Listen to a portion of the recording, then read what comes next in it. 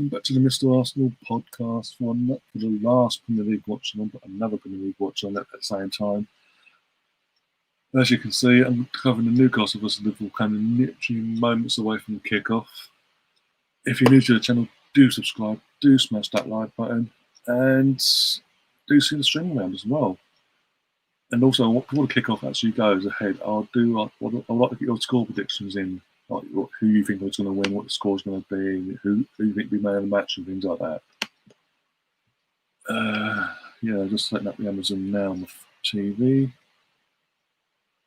And whilst that's doing that, we'll go through the lineups. Right, for Newcastle, the home team, we've got Carl Darlow in goal, Federico Fernandez, Kieran Clark, Shah, Matt Ritchie at left back, Yedlin, Isaac Hayden, Matthew Longstaff, Callum Wilson leading the line alongside Joe Linton and Jacob Murphy. Liverpool got Alice in goal, Nathaniel Phillips, Andrew Robertson, Trent Alexander-Arnold, Fabinho, Curtis Jones, James Milner, Jordan Henderson, Sadio Mane, Roberto Firmino, and Mohamed Salah. Thiago's on the bench as well, back from his injury. He's been out for a while as well, Thiago, so that's good. That'd be good for Liverpool fans to hear.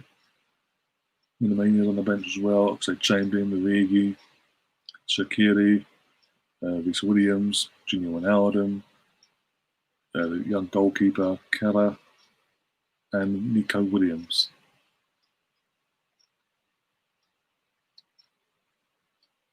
Oh, no, I have to say, literally, just bear with me actually, I need to check, and that literally has gone from one string to the other, so I need to check a few things. Not too well into the mics. I do that.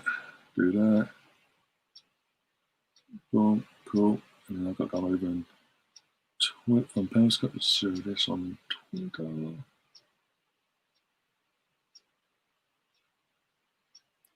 Fucking hell, it's taking its time. Loaded up, by the way.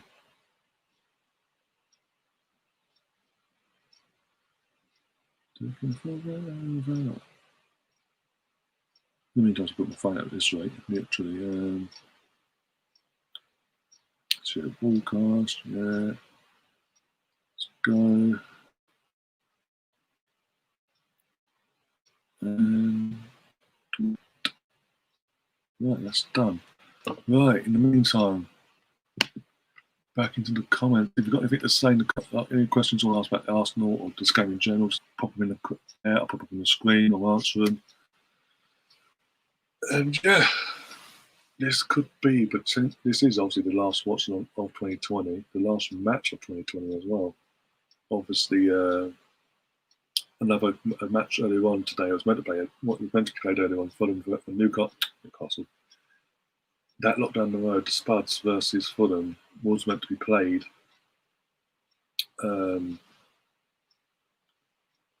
This evening at 6 o'clock, but it got postponed because of an outbreak of COVID-19 in the Fulham ranks. So they did like they did at the beginning of the week with Man City and Everton. With the Man City situation, they've had to do the same thing tonight for that game as well.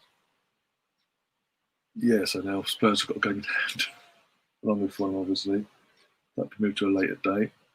It's sort of up the ante. It's sort of gone on a day as well where obviously Premier League come out staunchly and said, nope, no matter what, they are not doing a 2-week windbreak, like lockdown of the Premier League. It's going to continue as it is, no matter what. It's a huge risk. I mean, as we've seen this week, as we touched on, Man City and now Fulham are having outbreaks within the actual club itself of the virus to the point where they can't play matches. It's going to take to. It's literally in a few days of each other, so it's going to get to a point where we're going to have. It's going to take a very quick, as a whole 6-7 clubs saying we've got our clubs, we can't play this game, for the Premier to then act. And like the government, they're not acting on that. They're being proactive. They're being reactive. It comes back and bites on the arse. Oh, is it the Prime on my phone? Don't miss the start of it at least. And yeah, let's go live on my phone. And until then, watch live. I'll go into the chat in a sec, guys. Bear with me. Do smash that like button, by the way. Obliterate the hell out of the like button. Oh, kicked off. Apparently. The clock's behind them because I'm going on the clock, but okay. 4 minutes in, 0-0. It's snowing in Newcastle as well. Ain't that nice? John saying, I never heard of Phillips Roy as well, I say youngster, he's 20 years old now. He was on the verge of leaving back in the summer. But I don't know how it came about, but he ended up staying, and now he's played a few games with the injuries to Van Dijk and all that. He's got to play a bit more than usual. You got Mark. How you doing, Mark? Hope you're getting well. You're also going for a 4-0 Liverpool win. Salah man in the match. I think it could be a close game, this. And Nathan, the Man United fan. I wonder why you're going for this result and this scoreline, I wonder. Nothing to do with the fact that your club are literally behind Liverpool. And you believe you've got a chance of the title run. Suddenly, by the way. Suddenly. Good evening to us. Hope you're keeping well. Oh dear, guys, do not forget to smash that like button. And also, after this stream, later on, when this finishes, I've literally just finished doing a review / player ratings on this channel already. About 5 minutes ago, 5-10 minutes ago, I finished that. Go over and give that a check out and smash the like button on that as well. And get the views up on that. Oh dear. Loser, okay. Versus Newcastle, St. Maximin hat-trick. Not asking for much today.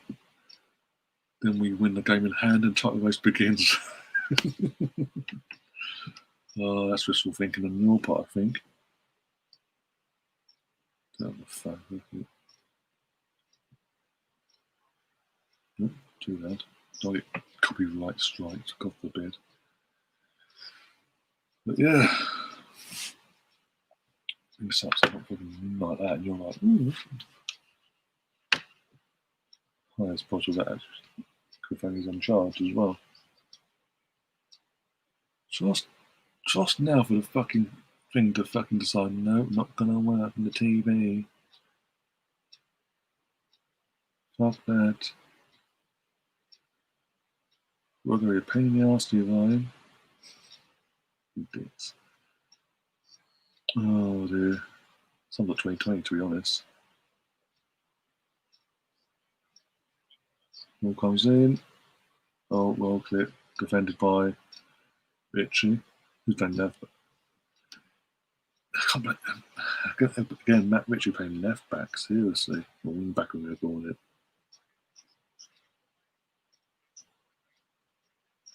He's on the quest.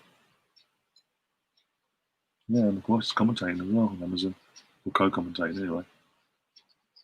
Rolling back the years, having the ITV lovies, and we're back in the good old days when Champions League used to be on there. On Tuesday and Wednesday nights.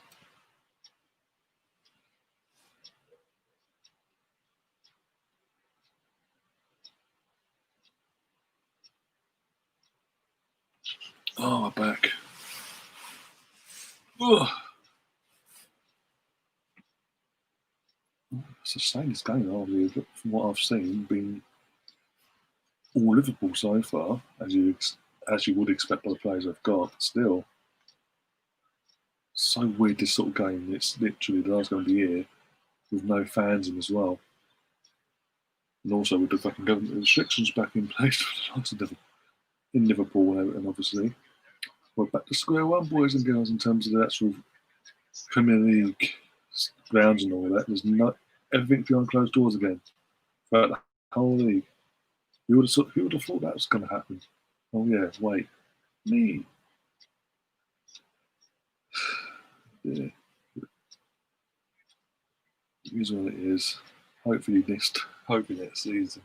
Start next season, hopefully we have everyone back in a full stadium, not fucking a couple thousand here and there, because we have this what we're seeing under control. Because, God forbid. Anyone wants to join me, by the way, in the stream, let me know and I'll send you a link. As it is the last stream, or the last watch-along. 71% possession, Liverpool, Jesus Christ, in the away team. But it's what Steve Bruce does as well. These sort of teams, he allows them to the ball and tries countering them. I know obviously Russ can't join because he's waiting on a new computer. We've got to get a new computer. Him and his computer had a fight with a T the other night apparently, and the computer lost. Oh dear. Gotta laugh.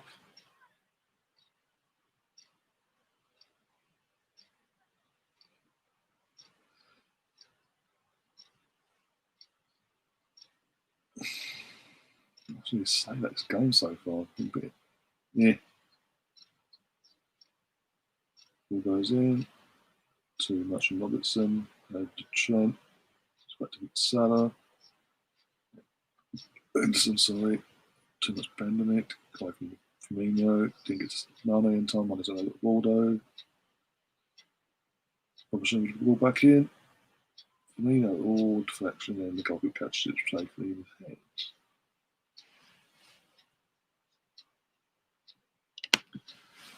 Yeah, so on the phone at the moment, we'll sort out the next couple of days. Yeah, no worries, mate. Literally. No rush either. In the circumstances of everything that's going on, no rush either.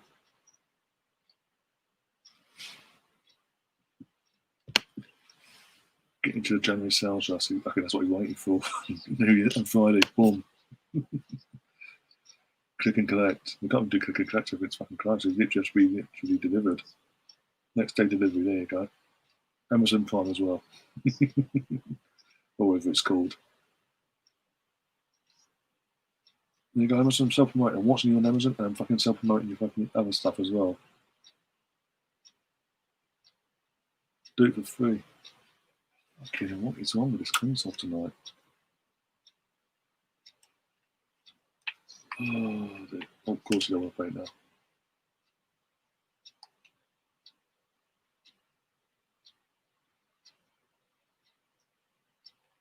Let's turn it off. I can't do that. Let's turn it off.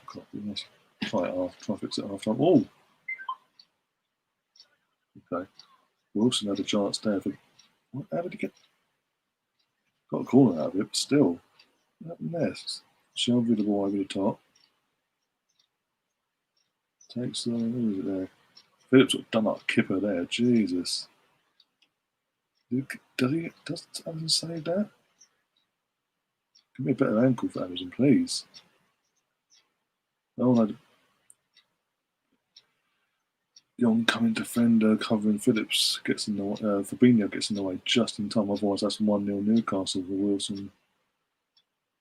Goal.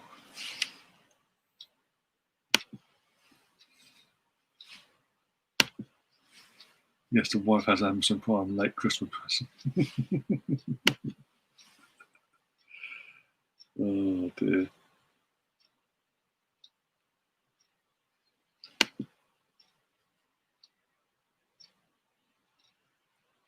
So what?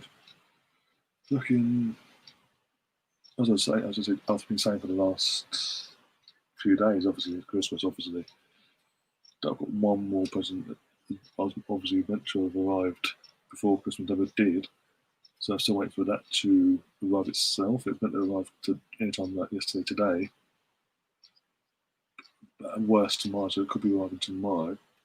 There's other bits and pieces we're waiting to arrive as well for someone else. And last night got an email, considering the stuff we're waiting for is coming from the same place. It's arriving on different days. We've got an email yesterday saying, well, this arrived on this day, this is going to arrive 2 days later, then that one, then that one. But literally, we've all been ordered at the same time on the same site.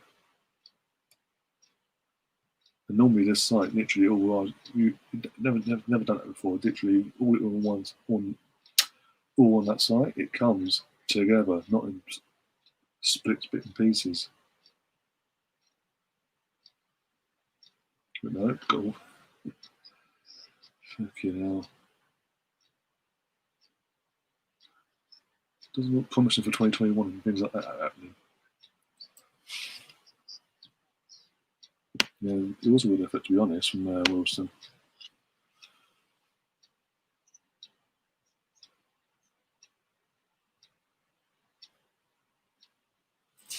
I do like such more weight on this thing, isn't there? Oh, days. That's what the console works off is actually watch literally like that and doesn't like this.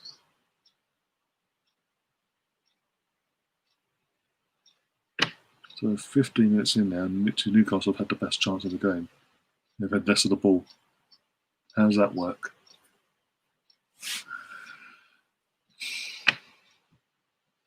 And Newcastle are literally allowing Liverpool to pass the ball across the pitch.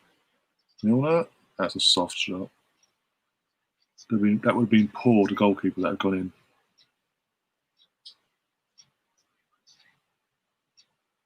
But literally Newcastle was just set up and it's like, yeah, you have the ball, you pass it across here, there, and everywhere, do what you want.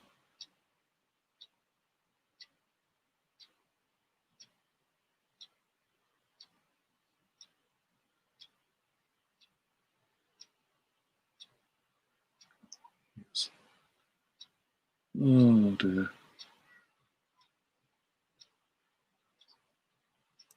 Oh, unlucky.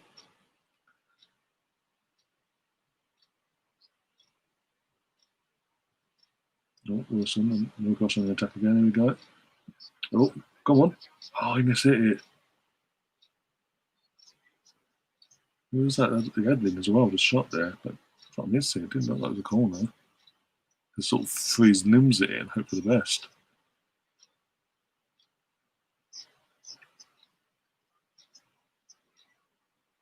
Oh, Rob Robinson's knee. Okay, the way through. Okay. Yeah, no. It's still going wide anyway.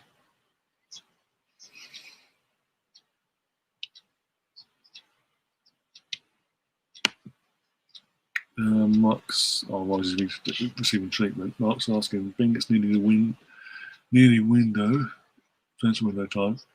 Who do you think will buy, if anyone? Fucking hell, that's the question of half, especially when it comes to Arsenal. I don't care what Bernie says. That's not going to be happening. I mean, I heard as I was chatting in the last stream, someone asked about Isco and Diego Costa. Costa's not. We can't. Costa's a hell no. The only way I'll be on board with an Isco is if it was a 6-month loan deal and that was it. Just to sort of relieve the pressure off Smith Rowe and give him that sort of that experience next to him as well, so he can sort of learn off him as well, so to speak. Other than that,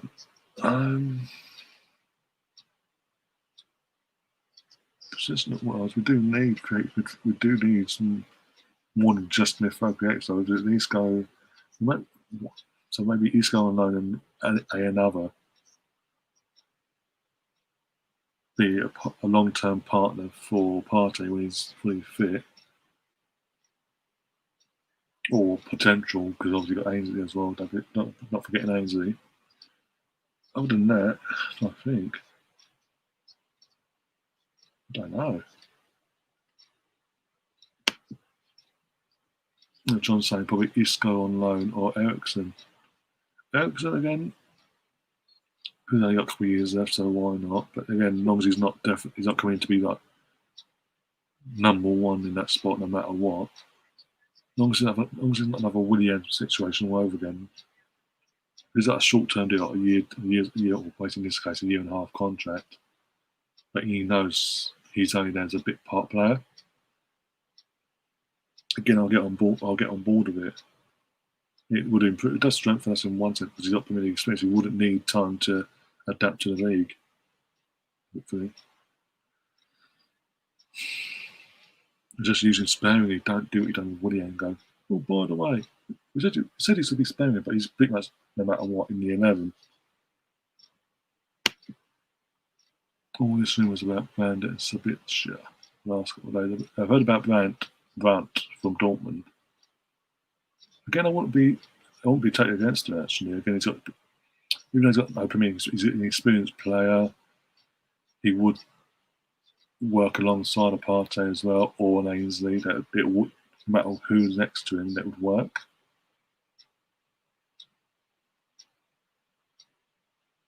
Obviously, he does adapt to the league. That's the thing, because he's never played Premier League football, has he? You know what, 26, 27? Something like that, though. I think Isco would take the loan time to adapt to the league.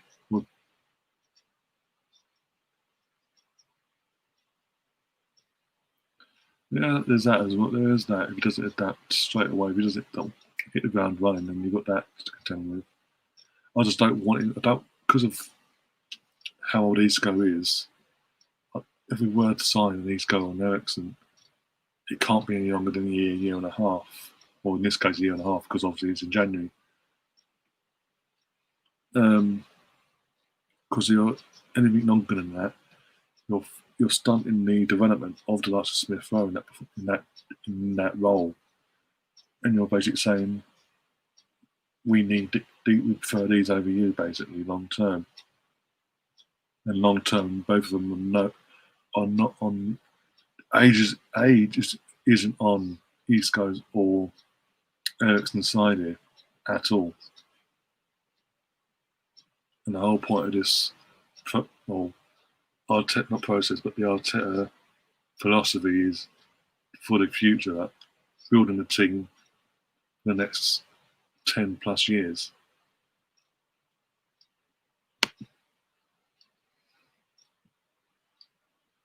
Grant is not good enough.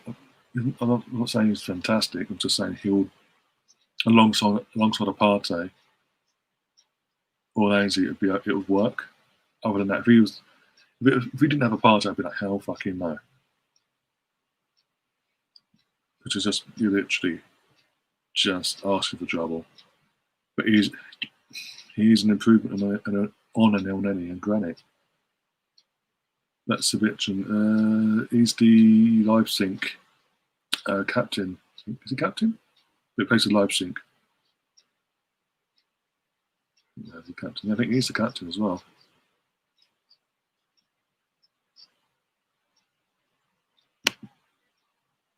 At the same time, you can't expect Smith Rowe to be our main number 10. No, I'm not expecting. That's what I'm saying. That's what I'm saying. That's what I'm saying. Being linked to these Iscos and Ericssons, if it's a short-term thing, i.e., a 6-month loan deal with the option of a year's contract at the end of the summer, or if we just went out and signed him now, where it's a year and a half, and that contract wise, then I'll get on board with it, because as you said, we can't expect Smith Rowe to just start to be our main number 10. So young and so raw as it is, because he's still young and raw. Don't get me wrong, he has that potential. He does have that ability. It does look like to be a long-term one to be our number 10, but also we do need a bit at this moment in time. Just at this moment, why he's still adapting to the Premier League now, playing Premier League games on a consistent basis. He does need a bit of experience alongside him off the pitch. And just so every now and then, if his form does drop, or he just feels a bit, there's someone there that takes the pressure off him having to have that pressure on him. If I don't play, we're fucked. if we've got someone of an Ericsson or an Isco-esque player to go in there, mentally takes the pressure off him as well, knowing that it's not going to damage or fuck us over on the pitch while he's recovering. That makes sense. And again, mate, you're not learning, whoever you are. I did say the other day, mix it up a bit, make a different comment. You're literally saying the same thing every time you pop up, and it's not going to work. Literally the same comment every 2 to 3 streams you pop up. I'm sorry, as I said, not going to work. We go again, sort of thing. No messing.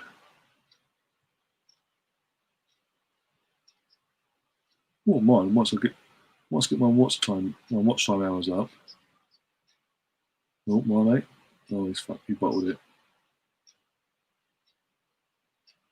Oh, Trent. Oh, that's a crap. Now, yeah, once I get monetized as well. Oh, once I get the 4K, I plan to be monetized. Profiles like yourself that are currently subscribed to the channel will be flagged up by YouTube when they go to make sure everything's legit, so to say. So if you're not legit, I'll stop panicking.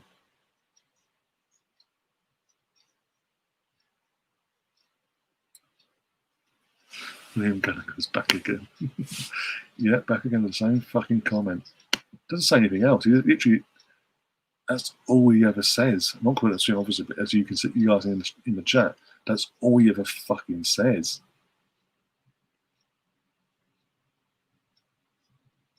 Oh dear, give me strength. Liam made up with Noel yet, pal. Oh dear, to be honest, mate, guys, I'm waiting for Lacazette to join us. He's the last few streams, Arsenal-wise. Obviously, this is not an Arsenal stream, but Arsenal Watchalong. But Arsenal, since Boxing Day, he's popped up out of nowhere. Lacazette, even while I was playing. And Steve joined us. Big up, Steve. Hope you're keeping well, mate. Good to see you early in the previous stream. Late missed match in the game, by the way. Literally 0-0. First chance to Swan to Newcastle. The first 15 minutes that was as well. Callum Wilson, mistake from. Oh no, it was a ball from over the top from John Joe. Callum got onto it. Van Phillips ragged, ran away from him, and then Fabinho saved everyone's asses. From the perspective.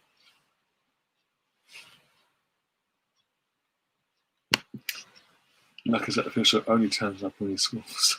the irony, is it? There's a slight irony in there. Oh, damn, I just fucking shoot this fucking bollocks anyway.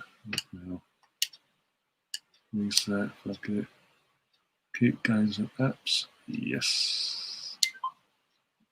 Do what you got to do. Hopefully, second half, you're ready to go. In the meantime, where's my drink?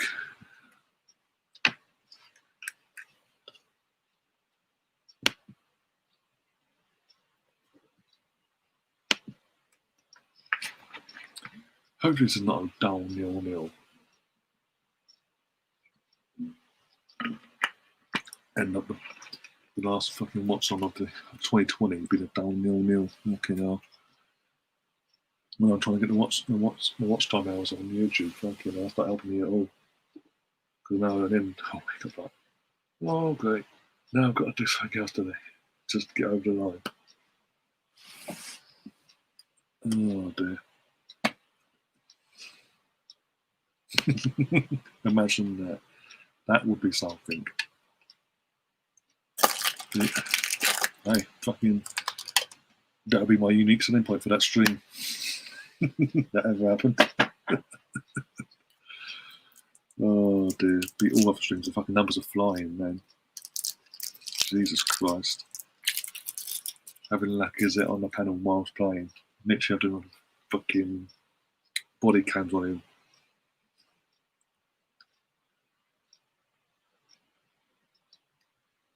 And when he's on the bench or we get subbed he's subbed off or he's on the bench waiting to come on, him just chatting away to us.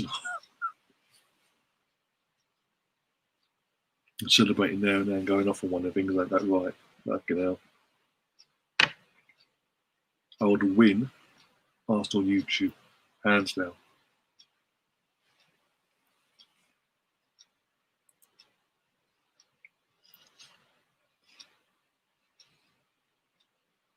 No, that's it.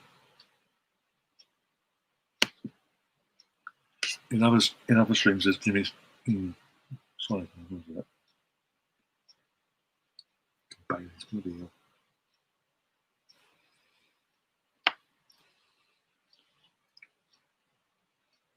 Oh, that's better. Strong fuckers. In other Arsenal streams, there's Jimmy Savile, Joseph Fitzel. Yeah, exactly. They have, again, an excellent point for my channel. Other Arsenal channels, as you said, have the serial killers or sex offenders, basically say how it is. I have Arsenal players. I attract the Arsenal players whilst they're playing on the pitch, whilst they're scoring goals. Oh, if only that's true, but gotta laugh.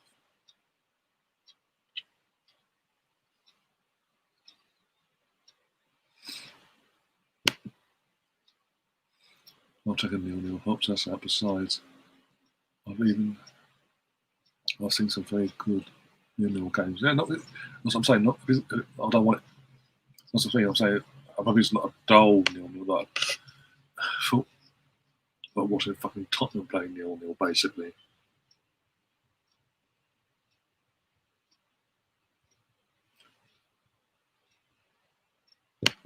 Big up Manina in the chat. Hello there in the background. Smash the likes, everybody. Exactly.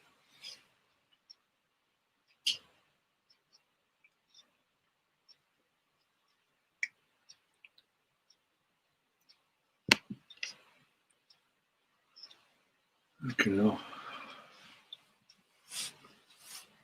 If it's a 0-0 of, for example, when Arsenal played Real Madrid at Highbury, 0506 Champions League campaign, if it's that sort of 0-0, fantastic. I'll take it. That'd be great. What's that? Sorry. Well, me. If it's a Tottenham fucking generally playing under Mourinho 0-0, then no. I may start yawning.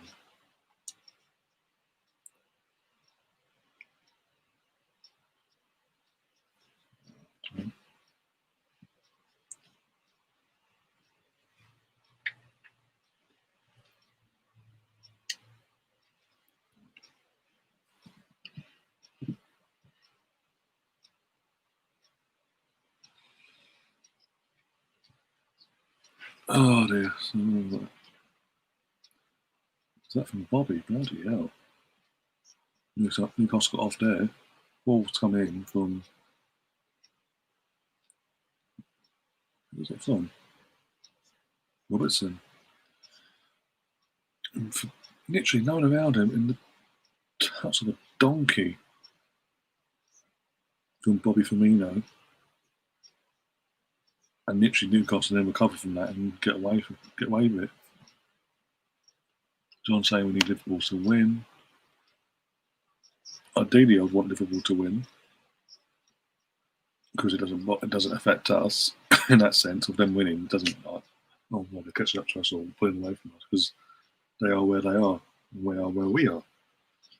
And obviously, I said Newcastle because of who they're playing, it does benefit us in that sense because obviously it keeps us closer to that team. They haven't gained anything on us. Oh, bloody another! Is that Isaac as well? Yeah. Isaac Hayden chance. So they're both basically two opportunities, shots at goal, both out of Newcastle. They've had less of the ball. Work that one out.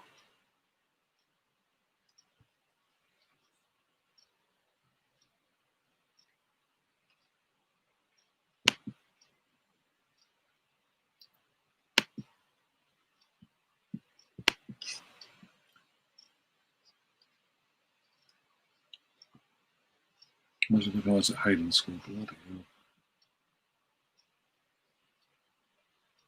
hell. I thought I've just said is it. I didn't keep them closer to Arsenal all that.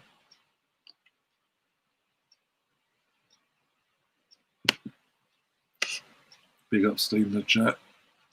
Steve FC7 saying hopefully Liverpool win. Can't have Man United win the league. They won't win the league anyway. Even if Man United. Oh, there you go. The first opportunity Liverpool had, it's gone wide. It's from Salah as well. The shot. But no, United ain't winning the league anytime soon. Trust me. Even if Liverpool were to lose tonight, they ain't. Long term, it ain't gonna be the problem, Man United, because they will do. Ollie will do what he usually does and fuck it up some way or another. Probably been just in England for a big game and he'll score an own goal and do a dance whilst doing it.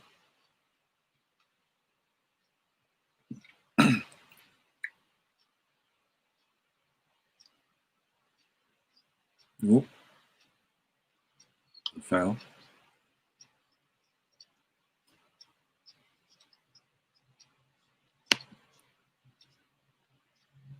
Watching split screen right now. The Reading Swansea game, it's 0-0 as well. What channel is the game on? If you're on about Newcastle, Liverpool is on Amazon Prime or Prime Video, and Reading versus Swansea is on Sky, I believe. Yeah, it must be. Yeah. Sky Sports main event or Sky Sports football, whatever it is.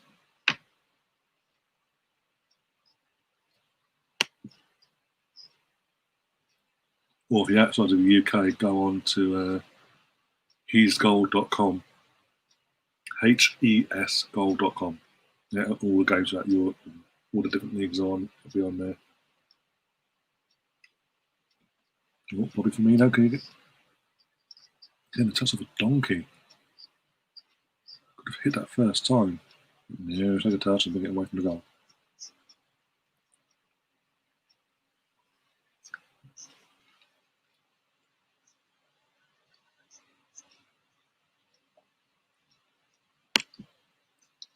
That was a good save from Salah. Yeah. Just pushed it just wide. That save just pushes it wide. Well, it took him just over half an hour to get that first opportunity at goal, whereas before that, Newcastle have had nothing for the ball pretty much. They've had two opportunities beforehand where it could have been at least one, maybe. One of them got in. Defended.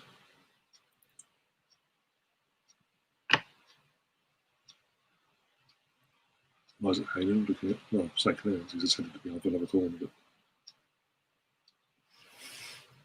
the alternative was, sorry, the ball falling into Mane's feet and him nudging it in. Wide, so.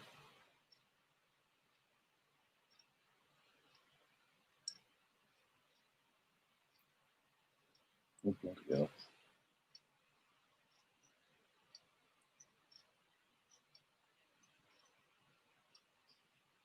There we go. Oh, some poor first touches from Liverpool players tonight. Trying to the latest one. Obviously, with the ball pinged the ball back towards the attack, towards Trent, and his first touch literally just took it again. Just takes it away from him. Like, what the fuck? Instead of trapping it under his feet and then going bang, he goes to trap it, but he doesn't trap it. He just goes he bounces off the inside of his foot.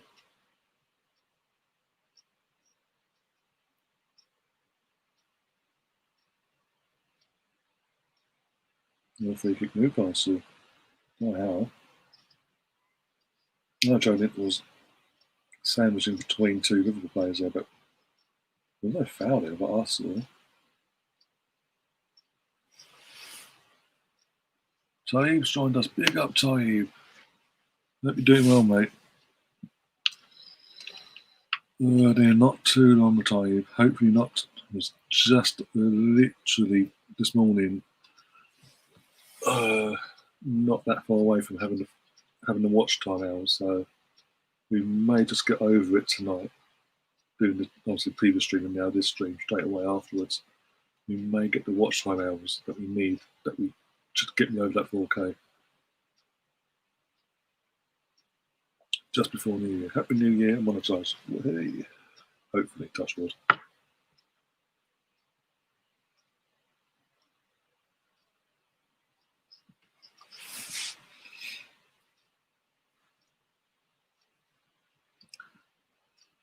So all the help in the world is greatly appreciated.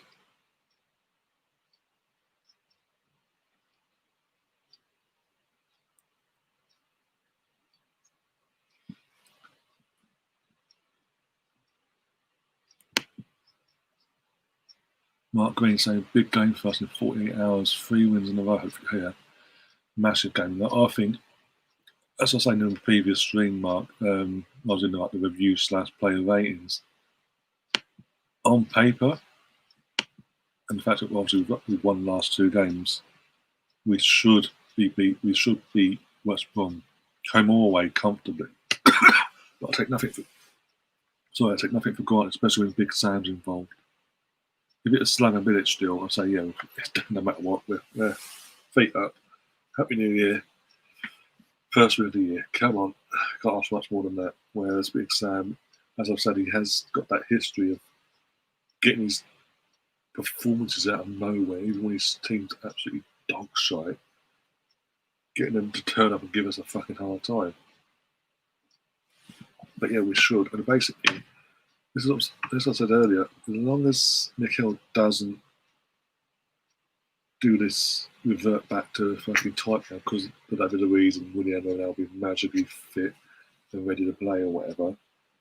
Don't revert back to top and bring them back in. Keep things as they are, as in the 11. Only change to the 11, yesterday's 11 I would make is well, two changes actually, because it brought to my attention through the stream. Was a Uber on the bench, put Lacquer in, and El Neni off, and Ainsley on for the 11. Apart from that, wouldn't change anything else. Whilst something's working, don't need to fix it.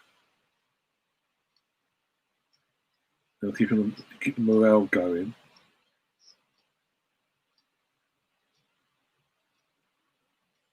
And yeah, keep that. As I say, keep that morale going, and we reap the benefits of it long term. And we will get. And then by that, we would then get our 3rd win tomorrow, which are on Saturday side. Saturday night as well, late kickoff. New Year late kickoff. It wasn't last year actually, because obviously 24 hours later than what it was last year or this year. So we're still in 2020. Yeah.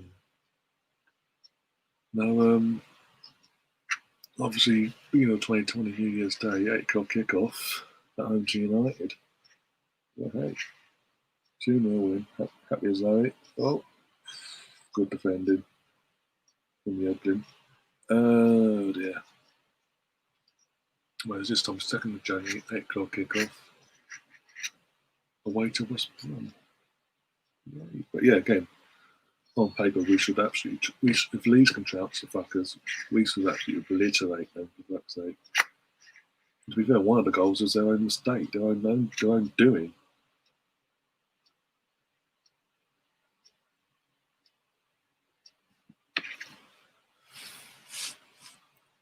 What's this? Do rewatches of your programming count towards?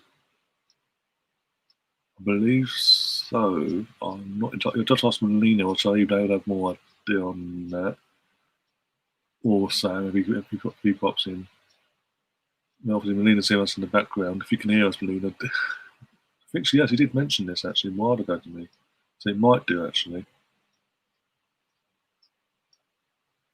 We do it on other accounts or something. I don't know. I have no idea.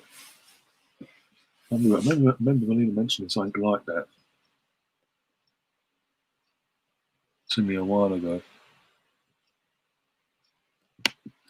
So I'm saying if Leeds can smash goals past West Brom, so can us. So Arsenal can as well for sure.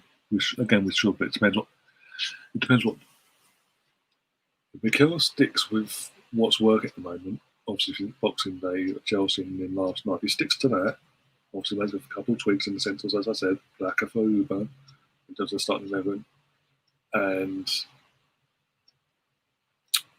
you're fucking the guy El Neni off and put Ainsley in instead. Apart from that, if he sticks with everything else stays the same basically in terms of the lineup and the bench. I see no reason why we don't win that at least 4-0.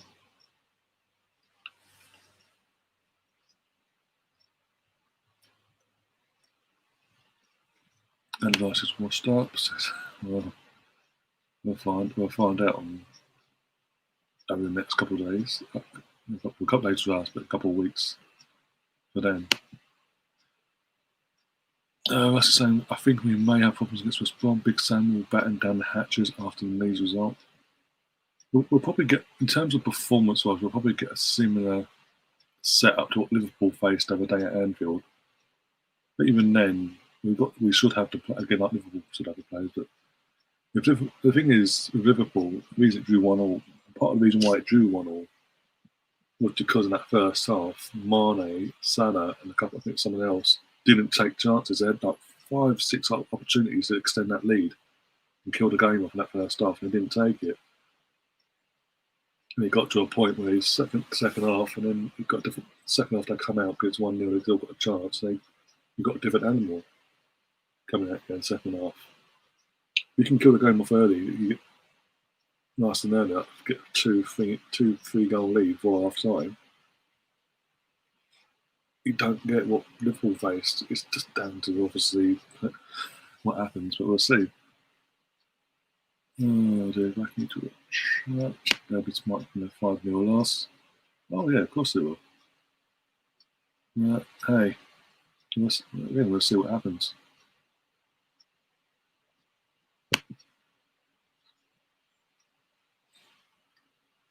Smash the like, so your name is yeah. Everyone, change your name to that. You smash your like button. And a good save, 1 minute injury time. I know, literally, that was that guy for half time, by the way. If we want to win 4-5, we can't start Uber. Yeah, that's what I'm saying. I've said that myself. He has to sort of.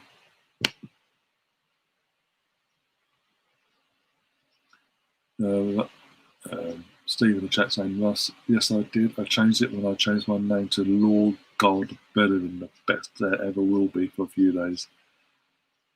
Then I changed back and I kept the new pick. Half time. There we go. Being honest, Liverpool, Newcastle have had the better opportunities. I think also, in terms of my Watchalong hours, what goes towards it and they update it in 24 hours' time is obviously the views I get for my previous streams as well. They keep going up, data counts towards it as well. So it's promising. We have hope.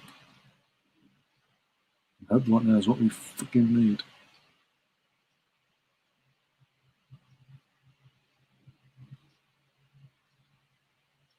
I'll give you the actual number that I'm on. Watchalong hours. I'm currently on. It shows me 3,985 public watch hours, and that was obviously yesterday. Because I did do one Watchalong yesterday, obviously for 3 hours, but still, that was on. What's I think now?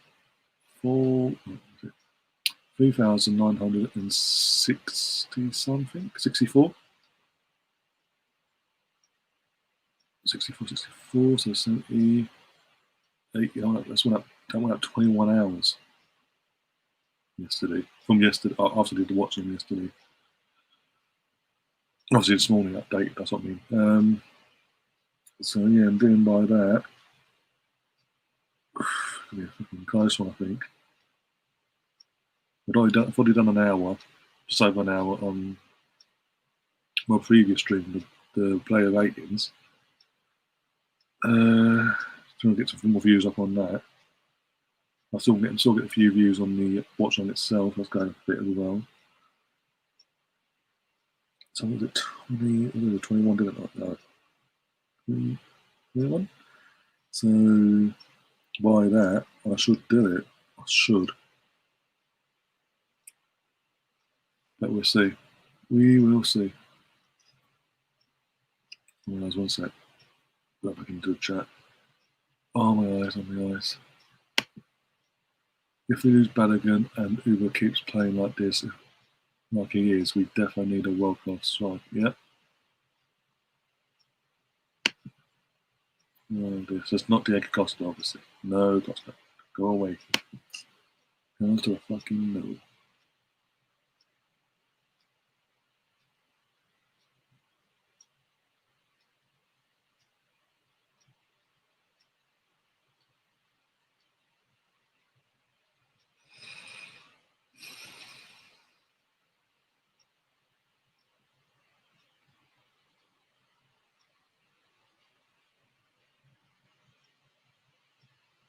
Yes, I'm just checking a few things. One sec.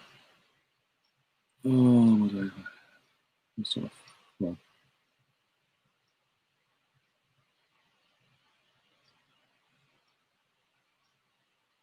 commercials, okay, whatever. Right, there's a that, that's a that, like that.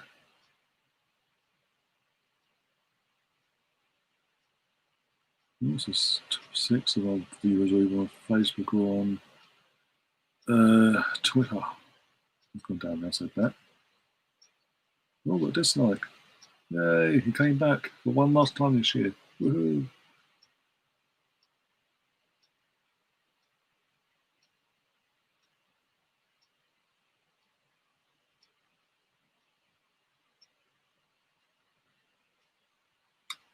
Oh, days. I heard. Oh, as I was doing that one, I was going fuzzy now.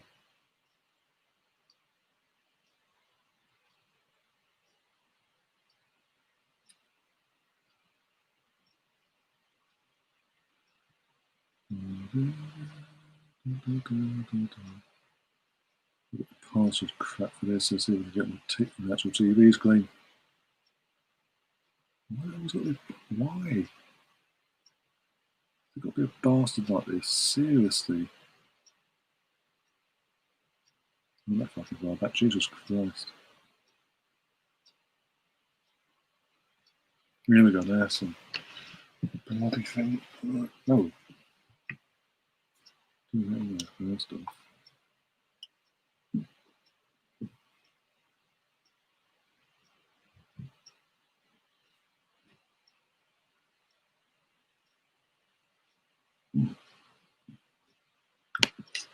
Me, I have faith in the management. We will sign 2 new mascots, 3 water carriers, and a janitor in January. See, have you seen Crosby? That's big enough to. Oh god, don't go, come on. Not that sort of channel now. Better than that.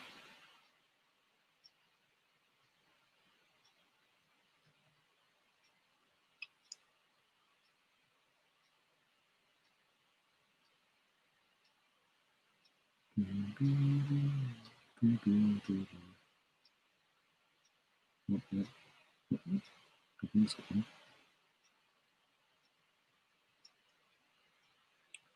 Bloody hell.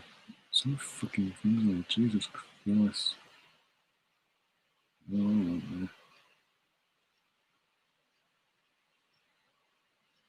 there. So, yeah. Thanks.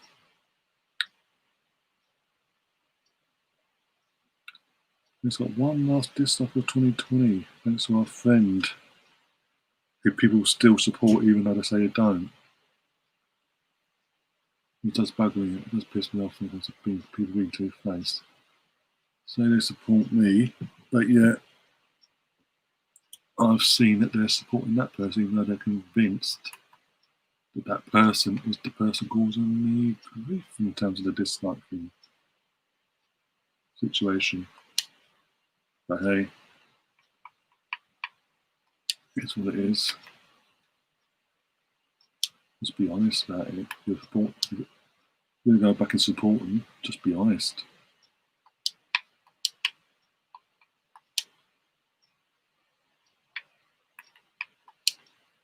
Don't lie and hide it and hope I don't find out. Because trust me, people tell me things.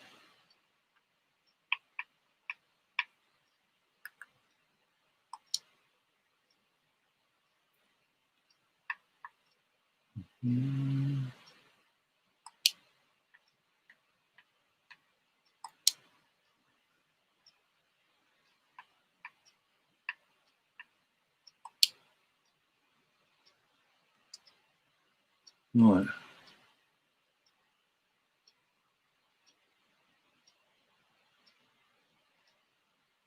Oh, we can have a chat 1 second. It's connecting, hopefully.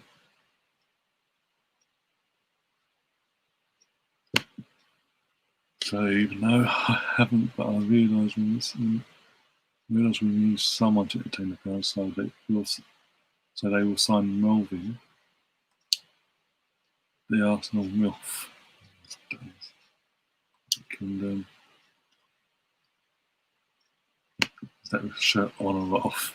No one needs the bomb. Oh my days. Brianna's saying, hi Ryan, sorry mate, I've just done my first Cardiff City show. I had to do it solo, but the chat helped me through. Okay, it's cool, nice. You're here now, that's all that. You ain't missed much, to be honest. The game's been dead. It's half time anyway, but it's 0-0. Liverpool have had all the ball, but they had one opportunity at goal, which is a good save from the goalkeeper that pushed it wide. But before that, Newcastle had nothing at the ball, but still had 2 more clearer, better opportunities at goal than at Liverpool chance I mentioned.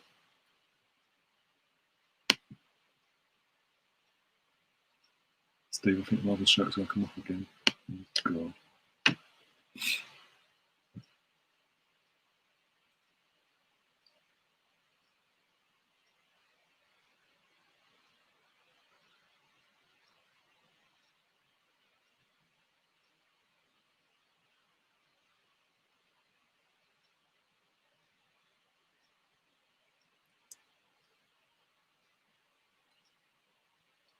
Ash.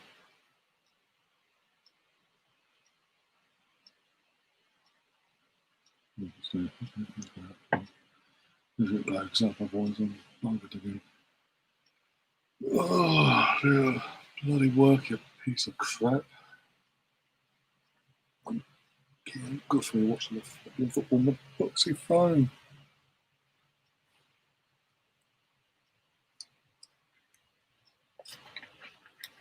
Oh, dear.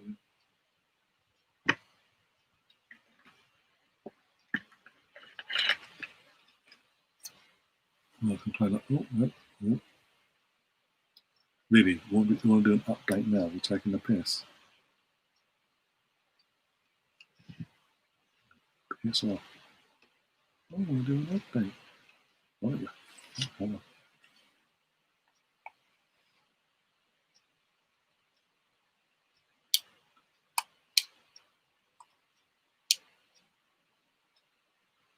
Oh, you gotta be fucking kidding me. Seriously. Who's gonna do this today?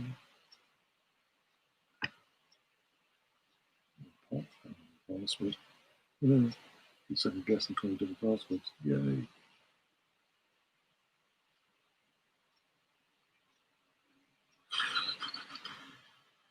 Oh, bloody hell. Flying back a bit.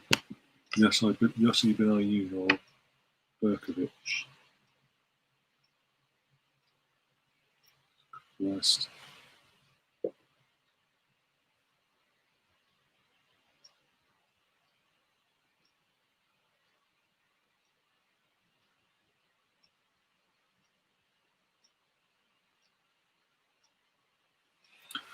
Oh, I've got to fucking type password. If I can hop screen. Oh, no. Give me 2 seconds.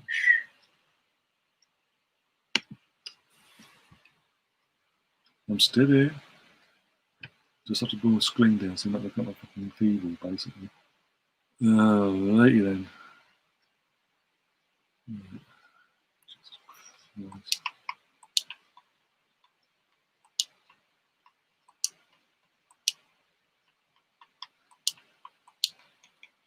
I've got to ask you guys, can you hear my clock, by the way?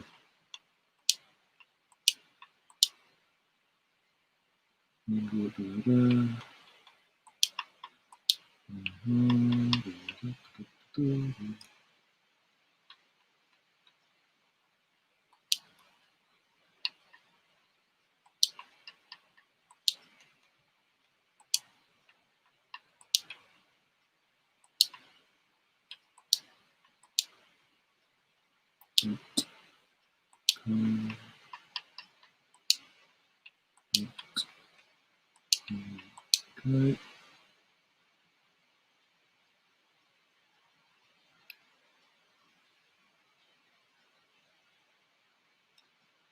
Dear.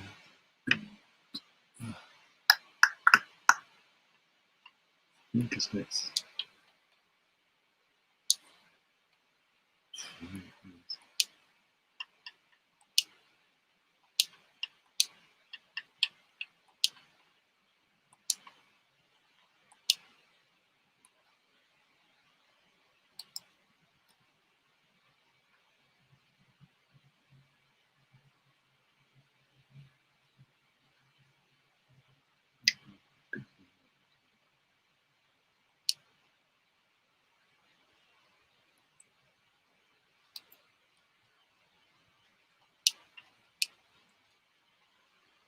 Ay, man.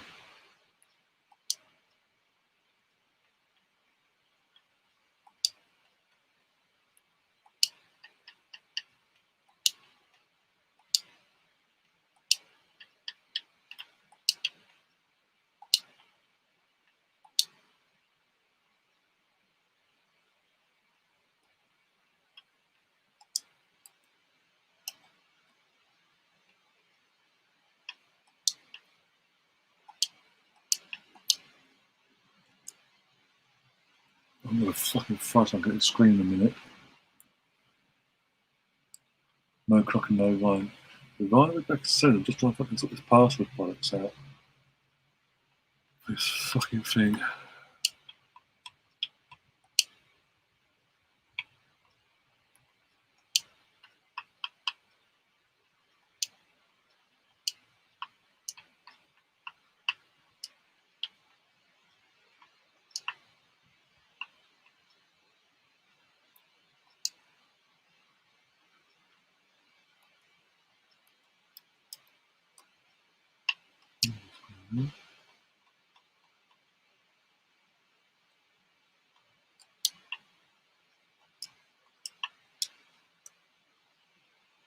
I'm gonna throw something at the screen, at the screen.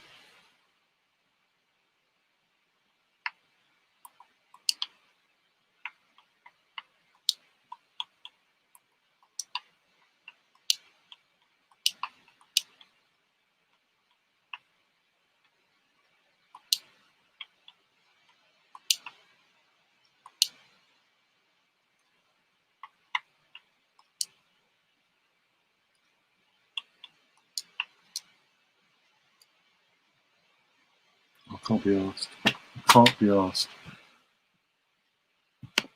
Really cannot be bothered anymore.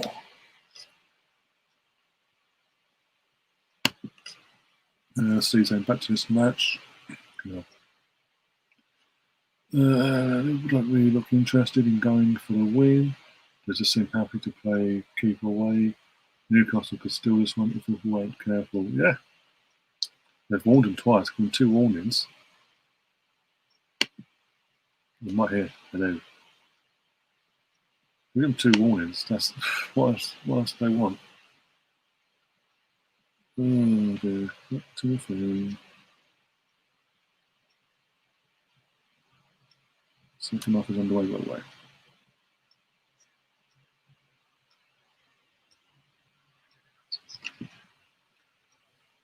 Oh, days. Excuse me. Don't forget, guys, do share the stream around everyone around all different platforms, Discords, fucking Twitter, Instagram, Facebook groups, WhatsApp groups, etc. Any and every way you can possibly think of. Share away.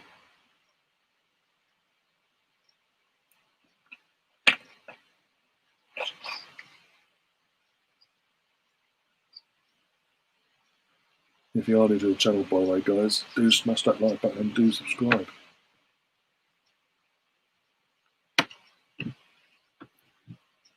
We've got the same 18 people watching now. We've got to all of you. And hopefully get a better second half for you guys. We had some goals to talk about. General gameplay. Okay, what is it this week? Pretty much every game I've picked, outside of the Arsenal, obviously, in terms of neutral watchdogs, every game I've picked has been crap.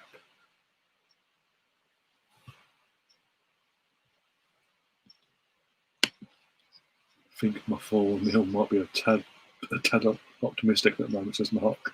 Just a tad. But you never know, one goal might start the. I was going to say this, by the way. I forgot to say this in the last stream. When all the regulars, obviously you guys that are in the chat now and anyone else like Namina and all that. Last night, I got my likes went up for literally again, about 15 minutes, 20 minutes. At one point was at, what was it? Was at, trying to think now. So that 28 likes. And then suddenly, as I said, 15 minutes later, 18. Now it's gone up 1 to 19 now, but yeah. So if you haven't already, go check. Make sure that your likes haven't been taken off, basically. And if they have, if you want to put it back on, feel free. Because, yeah, YouTube will set up for that old trick again. So Newcastle fixed this. At least test the goalkeeper at least, for fuck's sake, please. At least something.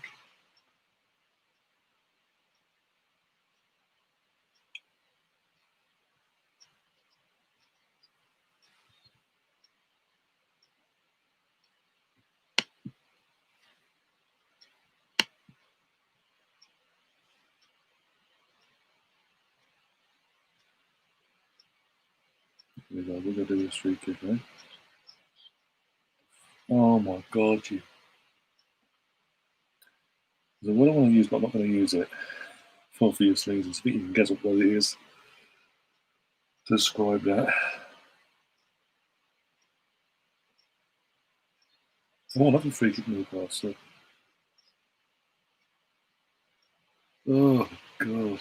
It was up to 18 viewers, now it went down to 10, now up to 11 now. Fucking hell. See, this is the effect Liverpool Newcastle are having. People coming in, seeing it's not something to sing about. And they're like, can't be done. Who's for the greatest good here, for fuck's sake, please. Come on, we better at least it got past the fucking worst man. I'm sorry, for that sort of ball you need an Andy Carroll type player in there to nod it in. Still 0-0. What's the time? Literally, we're on the 50th minute, second half, 5 minutes until the second half. 50 minutes and 45 seconds. Again, Newcastle first half had 3 shots at goal in the entire game. Newcastle had 2 of them.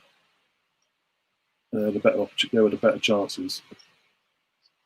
And they had less of the ball in that first half. Second half,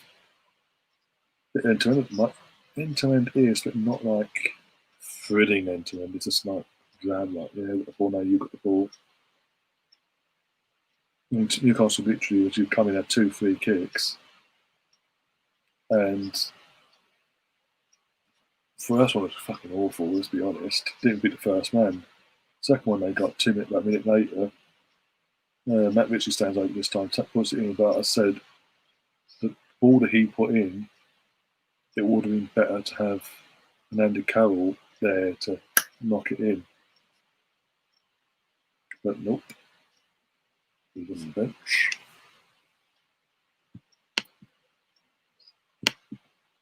EY Talks Football. Yeah, absolutely no problem, mate. And if you haven't seen your name before, so if you're new to the channel, do subscribe. And do smash that like button as well. And do share the content around with all your mates and all that, and family, whatever. No need to be an Arsenal fan, obviously. Even though it's an Arsenal channel, as you can tell, I do these random neutral watch-alongs as well. And hopefully in the new year, I can get some. When I do these neutral watch-alongs, get at least a fan for one of the teams to come on.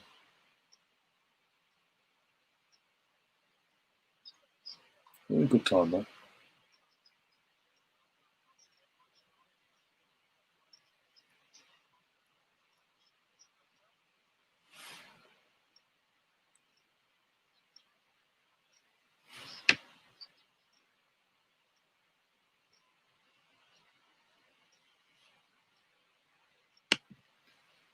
Andy Cavill, what about Olivier Giroud? I'm subbed to. Oh, that's cool, that's fantastic.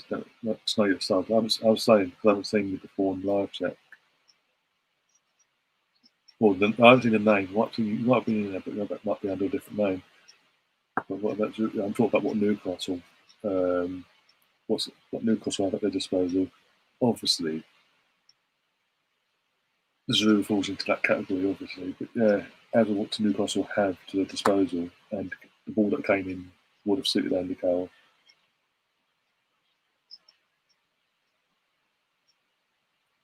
But yeah, Giroud, yeah. Saying something, I'm going to have a real profile picture one sec. Well, you are a Chelsea fan, but I think I can see a miniature Chelsea badge. If that's the case, without being rude, it's saying something when the guy you selected for years at Arsenal, who's now what, 33, 34, based on the tail end of his career, is your best striker at the moment. Ahead of Tammy Abraham, Werner, and Werner, what was like Werner, because you actually spent money on him. It's not disrespect, I'm just saying, literally, you'd think the money you spent on him, he's younger and hungrier as well. The record he came with from Germany, you would be seeing more than what you're getting from him. Well, it takes some players take time to adapt, but bloody hell, doesn't help you get played out the window either, obviously. And that's what happens when you manage that force and that doesn't play winners, and that's because it's dropped. Anyway, there's a striker, he's a centre forward, he's a goal poacher, he doesn't play on the wing, he's not suited to the wing, so I don't get why he's on the wing. He does play. He doesn't help himself even, he does play central at times and still fucks up opportunities. Like always, it probably comes a time, once he gets used to the league, he'll be fine. I don't know, we'll see.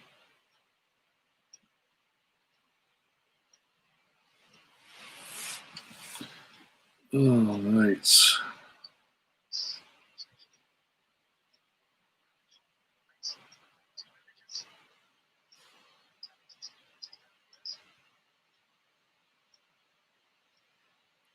We'll just get City. We're meant to have City this weekend, aren't we, on Sunday?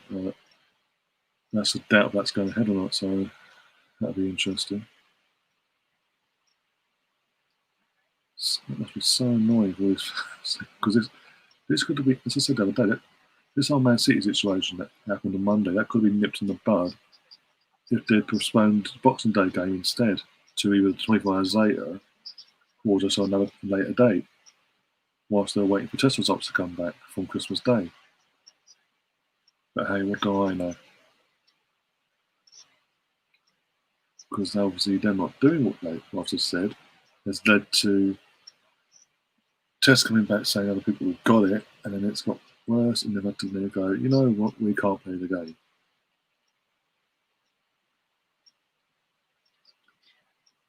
At least fucking saying something when Fulham handled the situation better.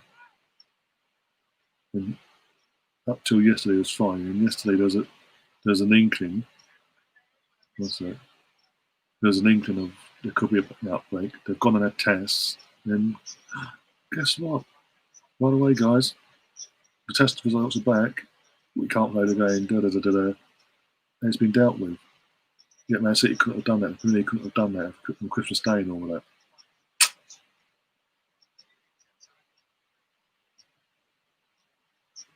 Because then the Everton game would have gone ahead. They'd done that initially on Christmas Day and obviously called the game off on Boxing Day. But then they're allowing the results to come back. No one spreading, like coming in contact with other people and possibly spreading the virus, this, that, and the other.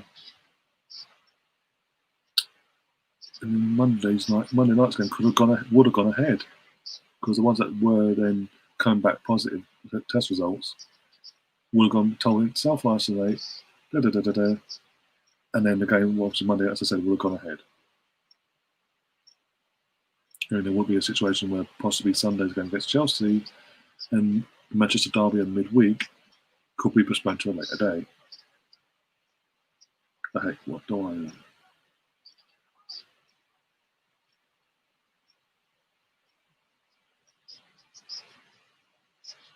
It's saying something this game's been that fucking shit that you guys have gone quiet in the chat. I'm losing the will to live. Fuck, this is the last, hopefully the last, well, it is going to be the last Watchalong, obviously, of 2020. Hopefully it's the last stream if anything goes my way. We'll get actually doing it in the watch hours. Over the line. Oh dear.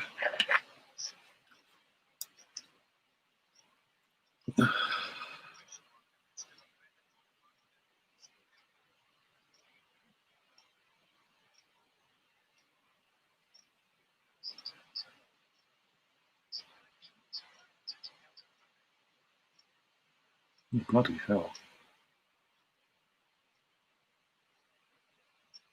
Mm-hmm. Oh, days.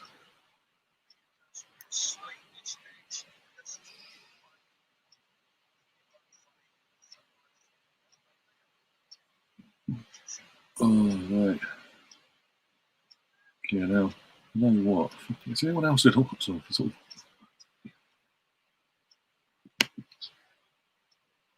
I'm going to watch on basically.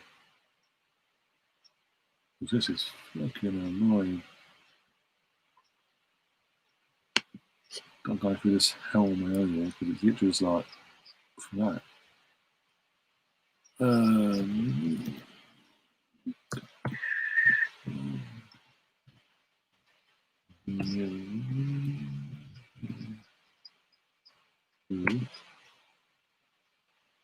We have got agendas watching it.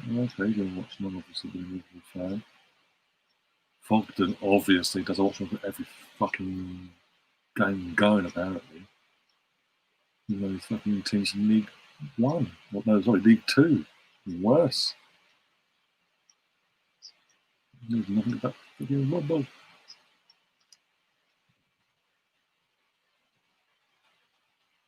Sport machine. Not even watch like this fucking game, aren't they? This is what the Liverpool fans got to say about this bollocks.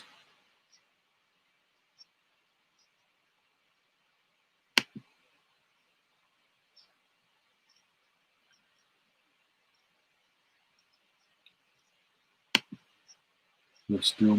I'm not a Liverpool fan, just to be clear by the background.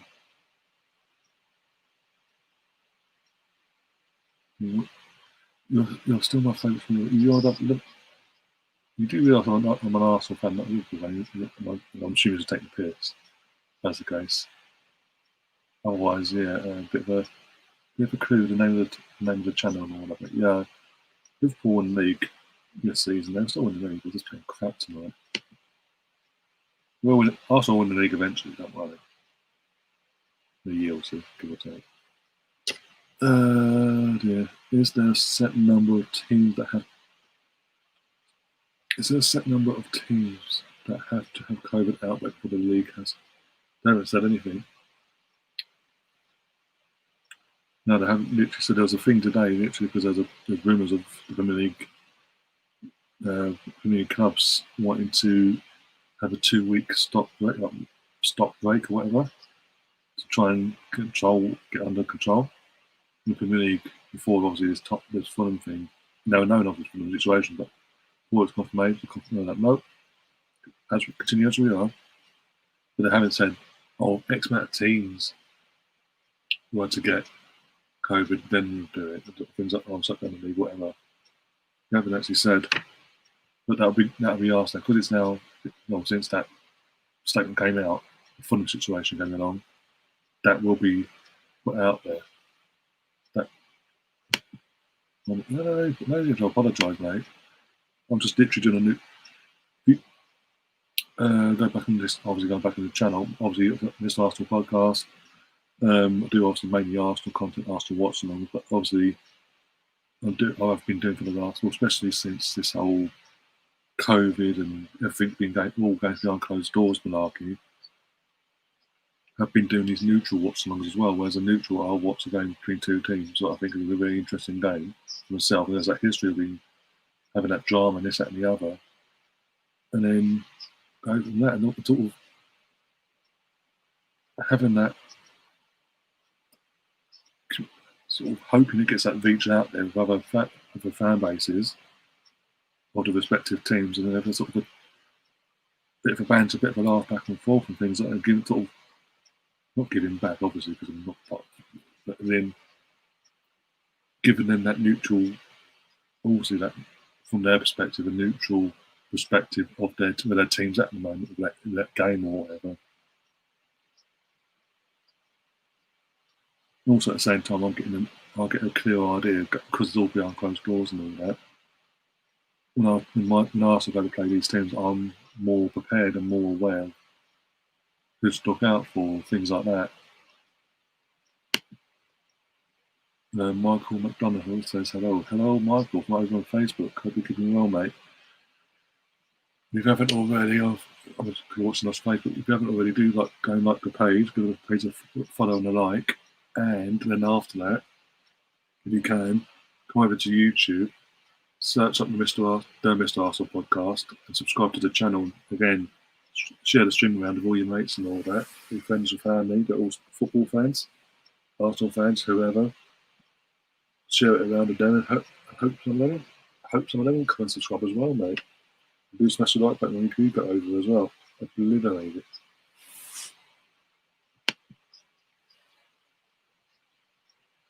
64 minutes and 45 seconds. It's still fucking 0-0. Neither goalkeeper's really been tested. Or I say neither been got. Alisson was tested in the first half to an extent. Amor's about to come on for Newcastle, by the way. Interesting comes off for him. And Ronaldo for Liverpool getting ready to come on. Next Newcastle player. But no, Darla, yeah. Apart from the one chance Liverpool had, he hasn't really been tested himself to the extent you'd expect. I'll say that now. Here we go. We'll be 1-0. Say that, second opportunity for Liverpool tonight. And Salah again, got both of them tonight. And drags it wide. Fucking hell. Mark was asking, who do you want to win? From my perspective, from an Arsenal perspective, ideally, even though we've got to play Newcastle in the league in a few weeks' time, I'll say a few weeks, I'll get there. We've got Newcastle in the Cup as well. So We've got West Brom, Newcastle, Palace, literally two and a half weeks time. We're playing again in the league. Ideally, I'd like to see Liverpool win from an Arsenal fan's perspective because it keeps us. Because they're literally ahead of Newcastle, are literally like a few two ahead of us, like that. So it keeps us within touchdown distance. So as long as we keep like this sudden spurge of wins, so it keeps going, we catch up with them. By the time we play in the league, we can take over them or surpass them, so to speak. And also because Liverpool's result doesn't affect us in the sense of them winning doesn't mean, oh no, they're pulling 3 points away from us or something like that, because they are where they are and we are where we are. I wouldn't be opposed to Newcastle winning because obviously the shock, the drama of it all. But from an Arsenal perspective, Liverpool won this. That would be ideal, obviously, from an Arsenal perspective, because it keeps us. It stops Newcastle from pulling away, basically, is what I'm going to say. It should be 1-0. Yeah, it should have been 1-0. Liverpool. Oh, and again, Bobby Firmino. Bobby Firmino's been crap tonight. His first touch with his feet has been like fucking like touch of a donkey, literally. And he's just the ball's coming from Liverpool. No real pressure, really. The ball's come literally all the time in the world, really, and he's come headed and he's headed it down into the ground. And as he's heading it, closes his eyes to do it. And he's headed into the ground but gone wide. Like way wide. What about that? Which is, you know what I'm saying? That wide of the post. You can test the goalkeeper. I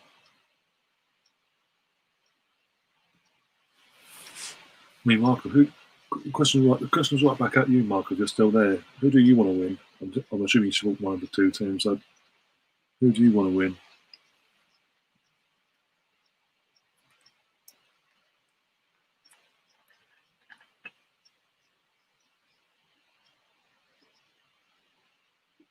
Oh, yeah.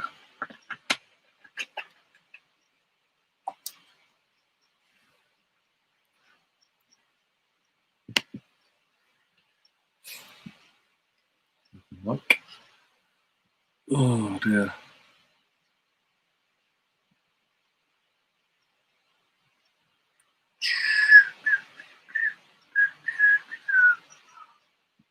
Mm, 16. No, only 20 minutes ago. It's still 0-0. I haven't even playing because it's fucking that. The game itself has been. It's like I was saying back in the first half. If this was all be a 0-0 of the Real Madrid Arsenal 0-0 from back in 2006, I wouldn't have an issue. I wouldn't be like, oh, for fuck's sake, But it isn't that really exciting 0-0, obviously. Could have gone either way, but it's 0-0, but there's some excitement behind it. Whereas this is just like, ugh.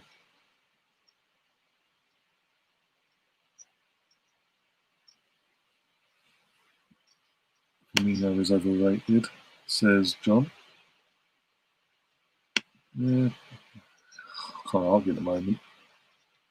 Tony saying, right, in the summer, I expect you to sit next to a bloody window. Why? What have I got to sit next to a window for, Tony? Explain.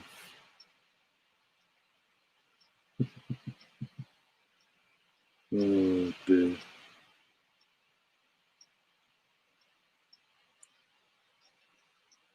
Also, sit next to a window and do what? Exactly.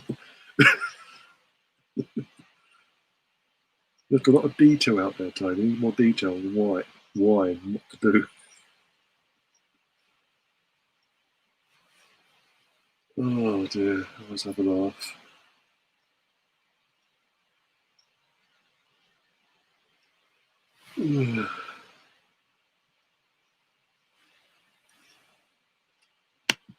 There's also that as well, obviously. You need Liverpool to win, so it keeps pressure on Man United. Mark saying, I think they're missing out a lot. Yeah, they have. To be honest, out of him and Firmino, they're clearly missing him a lot more than what they would do for Bobby Firmino. They're going to be brutally honest here. But it is what it is. He'll be back in a few weeks anyway, won't he?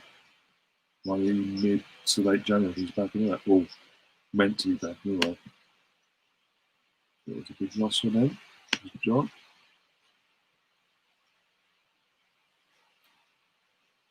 Yeah, tell me about it. Oh, my day, my neck. Here we go.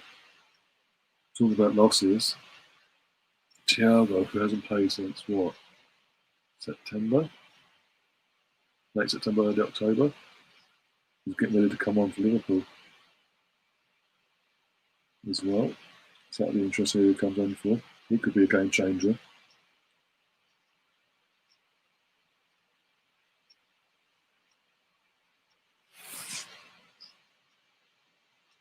Who coming on for? Come on.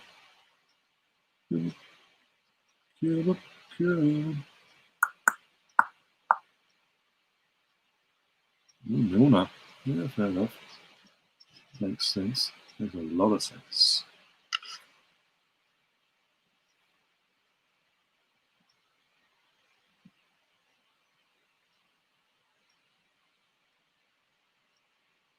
Oh, yeah. Oh, Young's kicking in now. Great.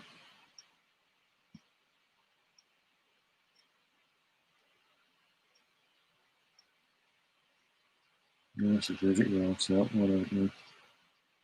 On live TV. Well, stream either what it's saying, you know what I mean?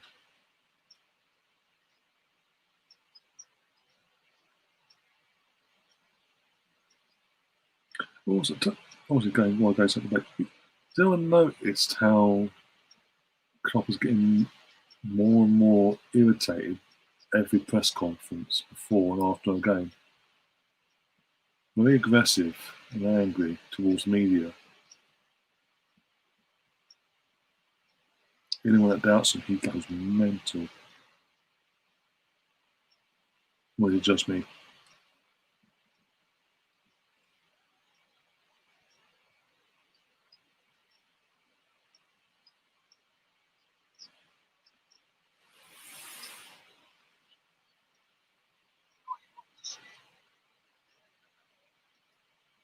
Can be careful with Amazon going copyright strike or copyright claim. We briefly have it of our commentary team here. How dare you?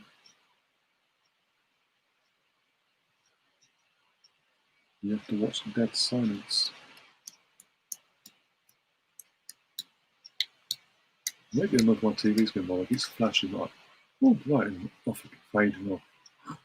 Fade. Fade. I can do my head in. Control, trying to fucking there we go. Just do my head in. It's going on, off.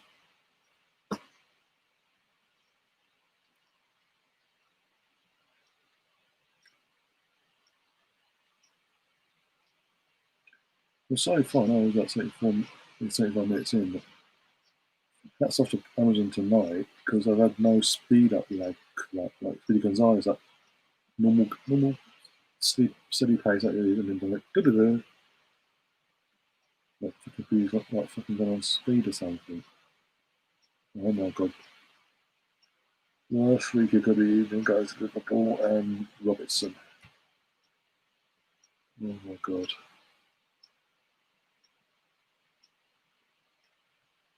I wish I didn't need to fucking watch time hours now.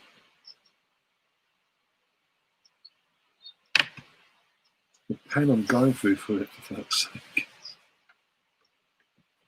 John saying he agrees. I'm not the only one. I'm not the only one noticing that. So, we compared to previous seasons, we've been happy-go-lucky. Yes, fantastic.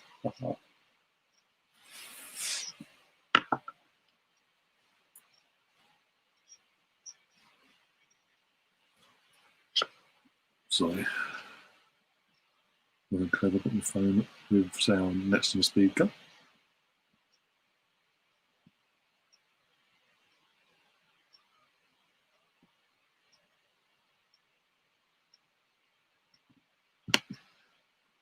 This is a good point actually from Steve. Says, I'm just. Sorry, this is 3K. Can I continue that insert? See if this is better. Nope. Nope. And we've got that one. I'm just wondering if the total amount of games having to be played as shortened season is taking its toll on clubs. The bigger teams with more squad depth even struggling as well. Yeah, that is a fair point actually.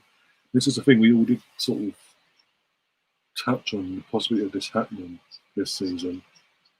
A lot more injuries. We've seen certain injuries as well. To the likes of Thiago and all that. In our case, Parsey. He just walked through the door, I think, But Thiago was really there. Cool. But yeah, we did sort of see this coming. These injuries, the fatigue in the players and the gameplay in general. And because of that, you'd have a lot closer title race like we're seeing at the moment. And in general, the league itself is so tight at the moment. Well, we are Arsenal are currently 13th in the league, and we're 6 points off Chelsea and Tottenham. And I think someone else who are 6th, 7th, and 8th respectively. I think we're 7 points off top 4. We're 7 points off. 7 points? Yeah, it's got to be 7 points. No, 7, I think it is 7 points off Leicester City in the 4th. That's how close and mad it got at the moment. Danny's joined us back in the chat. Are you doing well? Yep. Oh, yeah, again, Danny, you haven't missed much. It's still 0-0. It's still a shoot game. I agree with the Arsenal misfit. The Premier League is the only top league which doesn't have a break. The irony is we introduced the break last season, back in February, a 2-week break, wasn't it? Winter's break. And literally was back after a few weeks and then fucking right, shut down. 3 months later. Newcastle, Alisson saves Liverpool there. That should have been 1-0. Newcastle with Kieran Clark with the goal there. Good save from Alisson.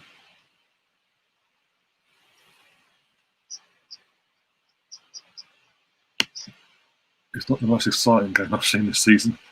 To say the slightest, bloody, and that's saying something. We've had to watch Tottenham, mate. And even recently, the Wolves game, that was fucking. I was yawning non-stop. I was that fucking tired by the end of it.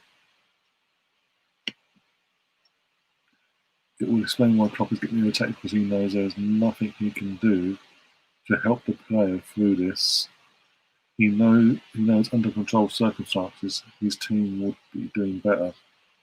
That and the injuries obviously to Van Dijk, but that's another thing as well. Yeah, as you're saying about fatigue of the squad as a whole, but also the injuries to Gomez and Van Dijk for the season respectively.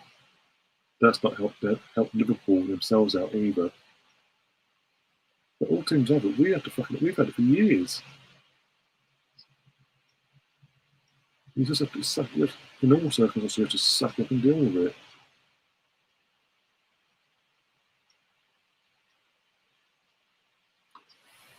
What was it? They're only saying La Liga only have a week off. Yeah, because the brothers. Bloody hell. Fantastic defending right off the line. Make sure that was not going in. Liverpool scored there. Fucking hell. So literally now, Liverpool come the closest to scoring in that sense. But still.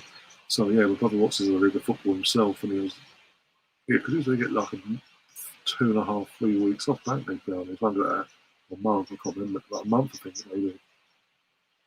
because of all these circumstances, what happens is that they've literally got this they've got Christmas week off, and that's it. This weekend, back off you go. There you go, come on. Let me go and have 1 week off and play friendlies in other areas of the world. Midwinter breaks are bollocks. Oh dear. And this year, because this season in England, because of what's obviously happened with obviously COVID and all that, there isn't going to be another winter break over in the UK. Because it just late season through, started late, tough shit. Oh well, come on, we need a month off. Oh well, whole season through, off we go. Oh, by the way, 3 weeks after, 3 weeks after you play for your clubs this season, doing this, your national team playing in the Euros, off you go, play for your country for a month and a half, travelling around Europe as well. Or if you're young enough, your teams, your countries that put a team forward for the Olympic football team, the Olympics that have been delayed till this summer apparently. Or whatever. Off you go as well.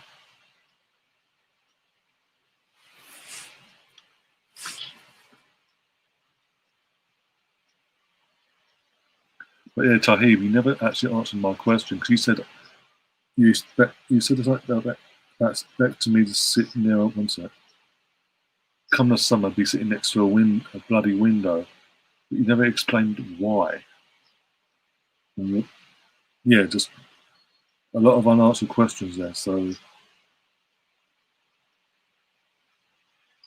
a bit more in-depth answering, please. That would help a lot to answer why you want me to sit next to a window in the summer. If you had a mid-season break, which month do you have off? January, February, March? All can be as crappy as each other. Then I think we just have to, if we're going to going forward, we want everything back to normal eventually, and we want to go back to trialing a winter break period for the club, respectively. We have to, ideally, you have to do it at the same time as everyone else is doing it in Europe. Bundesliga, La Liga, and all that, they normally do it. Because any earlier is stupid, any later is ridiculous. It's just no point. Because it piles up and then it's a pile up. The game's literally in the back end of the season. Oh, well defended there. Newcastle. Let's go now. Come on.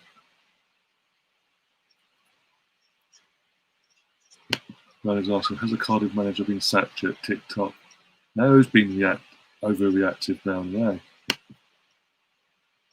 2 weeks ago, he's the fucking best thing since sliced bread. Loses a derby, loses last night, that's it, getting out, he's shit. You say, well, you say Arsenal fans are overreactive. Oh dear. I'm sure Klopp is not happy with his defensive injury, but I think he's more worried at how his team is struggling offensively compared to previous seasons. Yeah, I think what's going on? Jamal Lewis for Matt Ritchie. But I think when it comes to that, I think it's again. I think that in terms of that, it's them players coming to the end. They are coming to the end of their cycle now, as a group. Because every team has that cycle, 3-4 year. I think they're coming.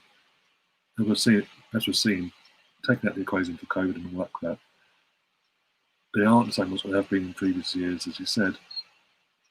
It's like they are coming to. It's like that, the beginning of the end, so to speak. Real Madrid are drawing against bloody hell. We lost a Wickham for fuck's sake for that's a 4th straight defeat. Hang on, you're saying 4 straight defeats. We went until Saturday. It was a month and a half. We literally hadn't won a league game since November 1st. We went on a 4-5 game losing run. Then we drew a game. Then it started another fucking losing run and drew a game. Then the losing run started up again. Then we obviously won on Saturday. Then last night, obviously. But, yeah, don't go for that easily. I'm joking, by the way. Oh, dear. No, what is that bad? I'm actually going out for a second. I can't. My eyes are hurting now. Having to watch that. Oh, my eyes.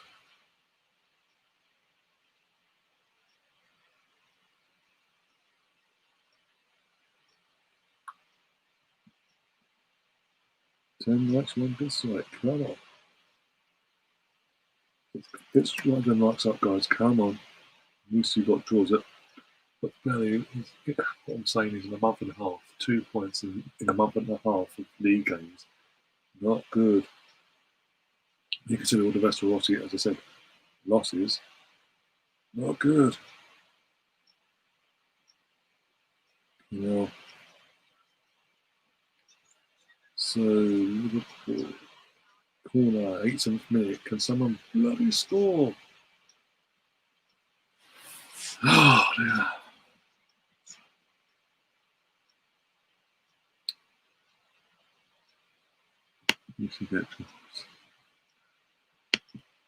I can't wait to see East going to the league. Oh, you're talking. Oh, what save again? Oh my days, Salah! What on earth?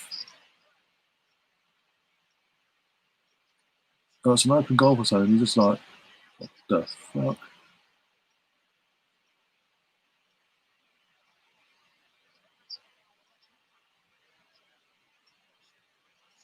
Yeah, I think you're talking about. Obviously, there's rumours. Obviously, that Arsenal are interested in Isco. I think there's someone else. Who else is it? Someone else. There's someone else interested in Isco as well, but we're more heavier favourites.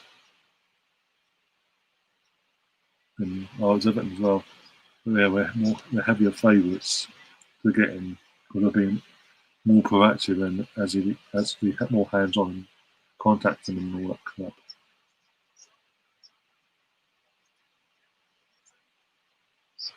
Because Everton will say then they're the favourites because obviously they've got Ancelotti connection, this, that, and the other. But I don't know, London, Merseyside, never hard competitive.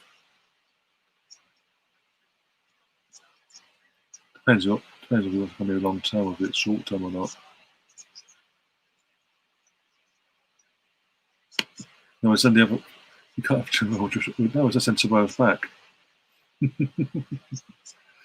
In the process, that's part of the deal. We want to, wherever he's go, we've got to take him back. Oh dear.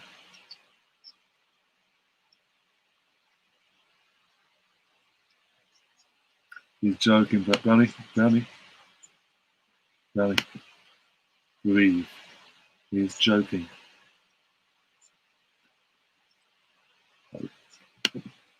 Man of the match is Newcastle keeper just for that save. That's saying something. Oh, yeah, Carl Darlow. Everton wanted permanently. Arsenal wanted second up low. Yeah, that's what this is what's going to come down to. Unless we say this fucking in this loan thing that if all goes well, we'll give you a contract, not a fucking massive contract by the way because of his age. Let's say a year to 2-year contract, whatever. But the thing is, if we're going to sign, we might as well sign him. If that's the case, we might as well sign him now permanently and give him a year and a half. Give him that year and a half to prove himself because of his age. Give him that year, because he's 28, obviously going in 29, probably different to the league. Give him that year and a half to not only just settle in, but prove himself in the league. Because obviously, you don't want to fucking give him a massive 3-year contract on massive wages. Or demand massive wages as well, sort of player. And then we have a fucking another Ozil on our hands, and it fucking just goes all pear shaped and player doesn't perform. But we can't get the books because of fucking stupid wages.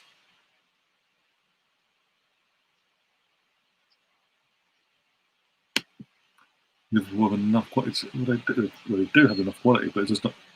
It hasn't worked for them today.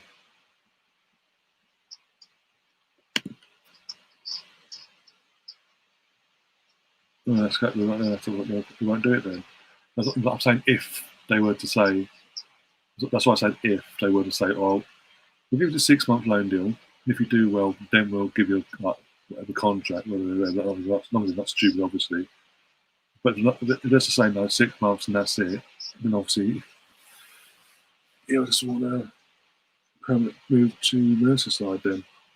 We'll just wait and see, obviously. Because I think what goes in our favour as well, because of Everton, they've got Cigarson, I mean, Cigarson doesn't level Isco, but we've got Cigarson, we've got James Rodriguez. He's got a battle off to get into that first 11 anyway. Whereas Arthur, literally, it'll be him and Smith Rowe going back up, taking turns. And Isco would actually, as I said it earlier, Isco coming, even if it was a 6-month loan, would benefit Arsenal, benefit, not just Arsenal, benefit him, benefit Smith Rowe, because it takes the pressure off Smith Rowe for the next 6 months. And we sort of go again and say,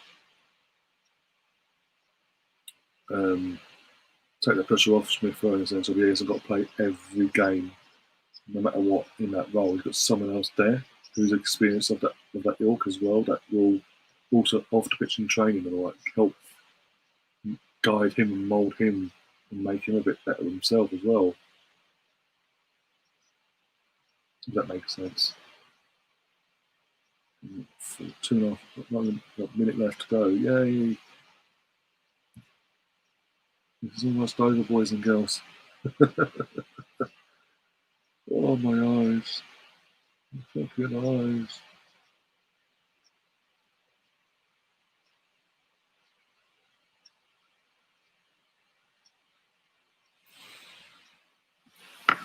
Oh, dear. Yeah, 6 months after his contract with Val, so if Val can't get money for him from Everton in January, so if they can get money for him, that's if though. It depends on, also, they say that it depends on they get the money they want, because it's all really good to get a few big. Madrid, aren't they? There's just, depends how much Everton want to pay for someone who's got 6 months left. It might be different to what Madrid's demanding for someone who's got 6 months left in their contract. Other than that, otherwise he'll go, okay, in that case he'll go, okay then, no worries, I'll go to Arsenal for 6 months and then go to Everton for free. Because either way, or he decides to stay at Arsenal for free, I think it's a massive sign-on bonus or with who he decides to join in the summer then. It is what it is.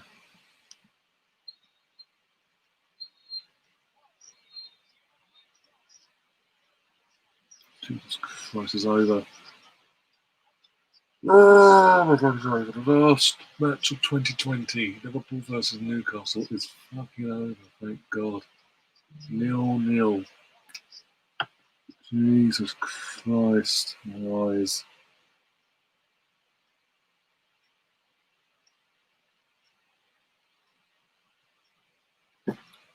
Oh my days. Bernie said I did a video, his co video earlier on today, and I know loads about him as he grew up not far away from here where I live.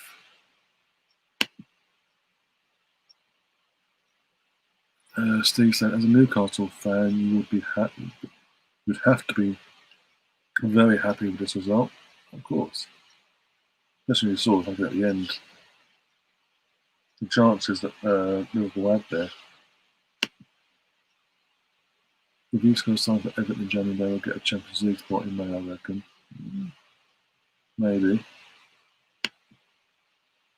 Newcastle have been very lucky today. Well, in the end they were. They didn't start off like that, obviously, but in the end they were lucky, yeah. Yeah, you and me both, mate. You and me fucking both. Trust me, if I didn't need to do it for Watchalong, I would not have done that. Jesus Christ. Maybe 2021 starts with a bit of a bang with the old firm then, eh? Yeah, if I get doing it. Oh, well. That's the plan anyway. Hopefully I'm getting over the 4K mark. Doing what I've done today. Otherwise, I'm literally gonna have to do something tomorrow. Hopefully, you know. Let me just check something. One sec. Oh, back.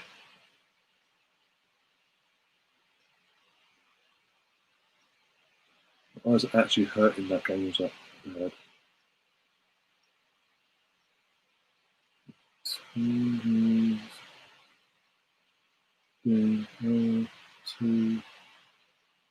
2013.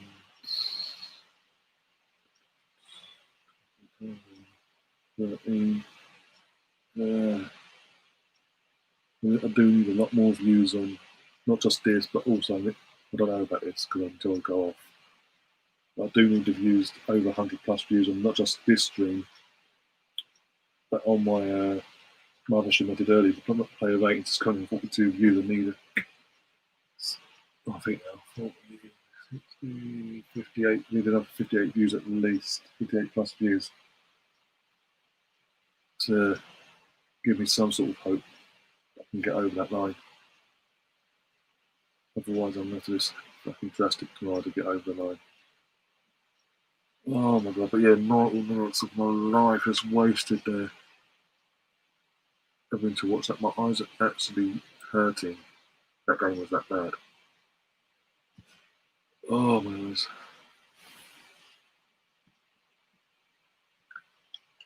Onwards to Saturday, 8 p.m. Yeah, hopefully as well. As I said, 2021, we hit the bang, we hit a few goals for that one. Can't do a 0-0 against West Brom. No fucking way. Jesus Christ. Not even get Wenger back if you behave yourself now. I'm saying we don't want him back. It's true. It's going backwards otherwise. Just saw the standings and saw Villa's goal difference is plus 40 and wonder they are top 6.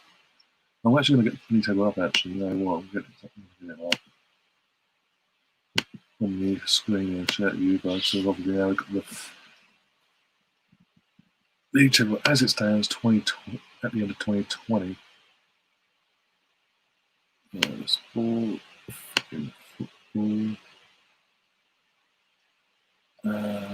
tables. What was the final score of Brentford game, by the way? Brentford Bournemouth. I knew it was 1-1 when I came up earlier.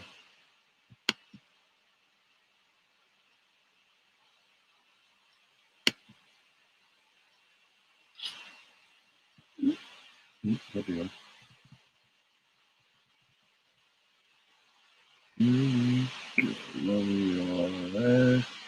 Yeah, we are. Okay, we're 9 points off full, so what it's well, I think it's 27 now. Right, anyway. So yeah, Leicester and Everton on 29 points. So we're 9 points behind them as it stands. We are 6 points behind. That's it, Tottenham, Chelsea, and Villa, and City, sorry, and Southampton. Okay. That's beautiful. Okay. Well, there's that. There's some hope, yeah. And then obviously 3 points of West Ham, Leeds, respectively a point behind back to slot. Newcastle now 18, 19, we are 2 points ahead of Newcastle, because they do.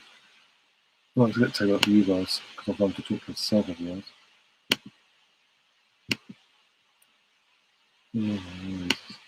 Who's saying it, right? It's going to make any difference. There we go. Hopefully you guys can see it as it is. Not really bigger, but yeah. As you can see, Liverpool top of the league, 32 points after 15 games. Firstly followed by 2 points behind, 2 points ahead of Man United in second. Leicester City and Everton on 29 points, We want it desperate to go on, but yes. Really fucking Swansea with 0-0. There you go, Brittany. That Swansea haven't gained much ahead of you now.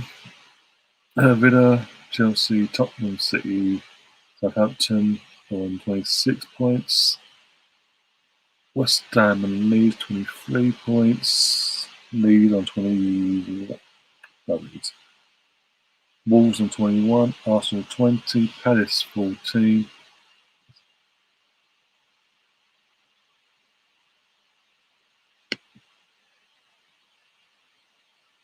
Okay, so I've got to get the score fucking down. Well, it's down. What's his name?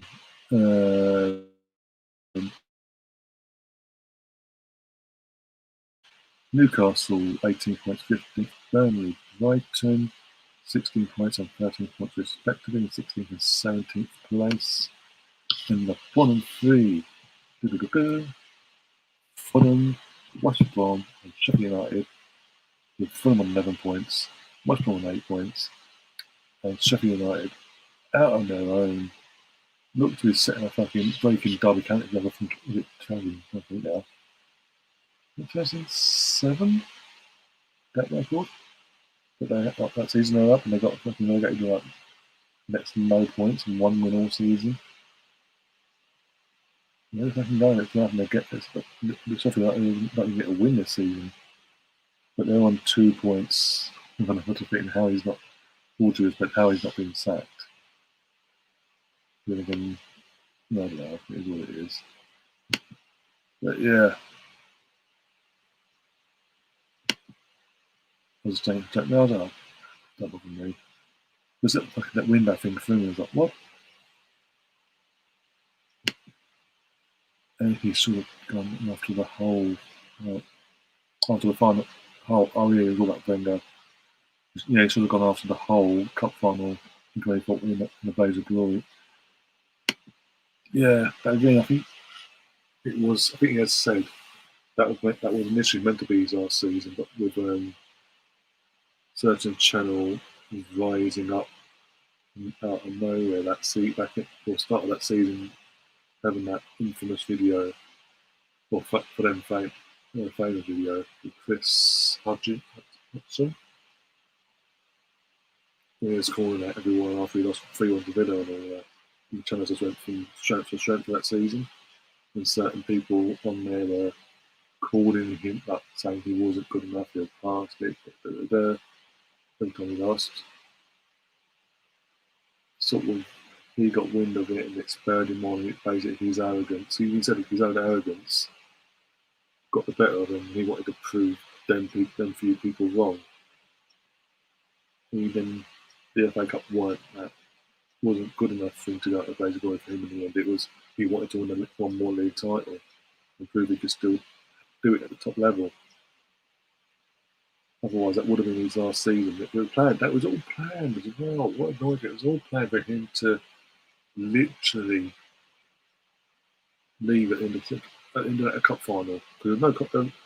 After that cup final, that final was away. He had the contract.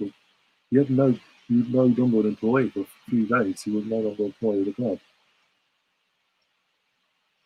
And then, a few days later, obviously, he got announced he was staying because he wanted to prove it was wrong. But it was all planned that he was going to leave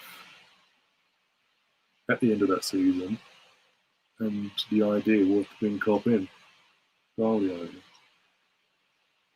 And obviously, that didn't happen. Stuck around for a few more longer years than he should have done. And we're now sort of slowly having to fix the jigsaw, so to speak. But it is what it is. I got for all my thinks about thinking Wenger had to go and all that. For me, I sort of said it. My own opinion was when I believed he completely passed it, we were never going to win a league title under Wenger was the 10-11 season after losing the League Cup final. Nothing happened after that League Cup final sort of pushed me over like, no. Because up to that point, I was always a pro Wenger, nothing against him. In that game, because of the manner of the arrogance of the players going out in that pitch, thinking that they won't put across the line, and the performance itself, and the manner of the defeat, I was like, nah. You literally, after 6 years of no trophy, time went by that season, at that point of the season, we were in the title race as well, and heavily favourites for it at the time as well because of it, because of the season we'd had. You've literally been given, you couldn't have been given an easier final, but a finalist basically. No disrespect to William City at the time, but literally given to him on a plate. And that would have been the start, obviously, that first trophy in 6 years. In the midst of a title race, it was that they're winning that League Cup final would have spurred on the players again to go, I've got that one. We love this feeling. You know what? We go one better now win the title this season. And obviously, as we all saw, it just fell apart. And then fell nail on it. It was like the aftermath of that League Cup final fucking dragged on for years. Oh my days.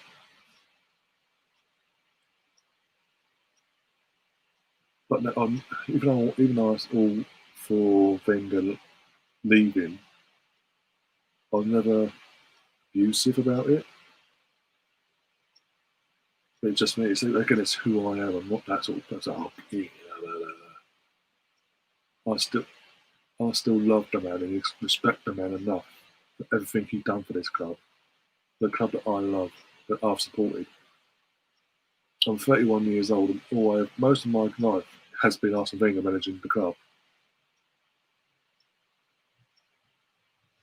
I respect, again, even though I know my history about the club and all that from the day I was, the 6 days after I was born and things like that, as I've always said, born on May 20th, obviously 6 days later they won the league at 89 at Anfield. I know all the history about my club. What he done for this club, that can never be taken away from him. No way. Anyone ever tries that, they can go and swivel on one. He took us from being a domestic, just a run-of-the-mill domestic club that was just to this, and took us to that next level. He made us that world brand, to what we are now.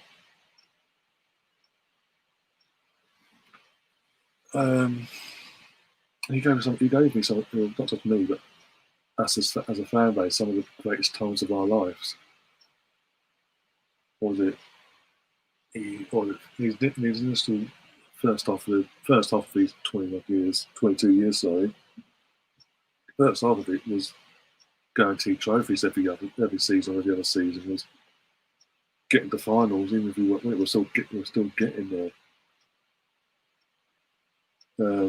What was it, his first full season, 1998, league and cup double. And the league was out of nowhere, because obviously, as we all know, going into Man United away at Old Trafford, what was it, I think now? How many games were there? Not many games left either. But January of that season, we were 12 points off United, and we just went on a massive winning run, and that was it. And obviously won, Mark Overmars and all that. That's one of my favourite players in that season. Obviously won the league, along with the FA Cup, and we sort of showed up. But that's the thing. Near the end of that season, we watched it back. Obviously, there was none of the signs until we went on that win streak. There was no sign of us showing up. We are that race or that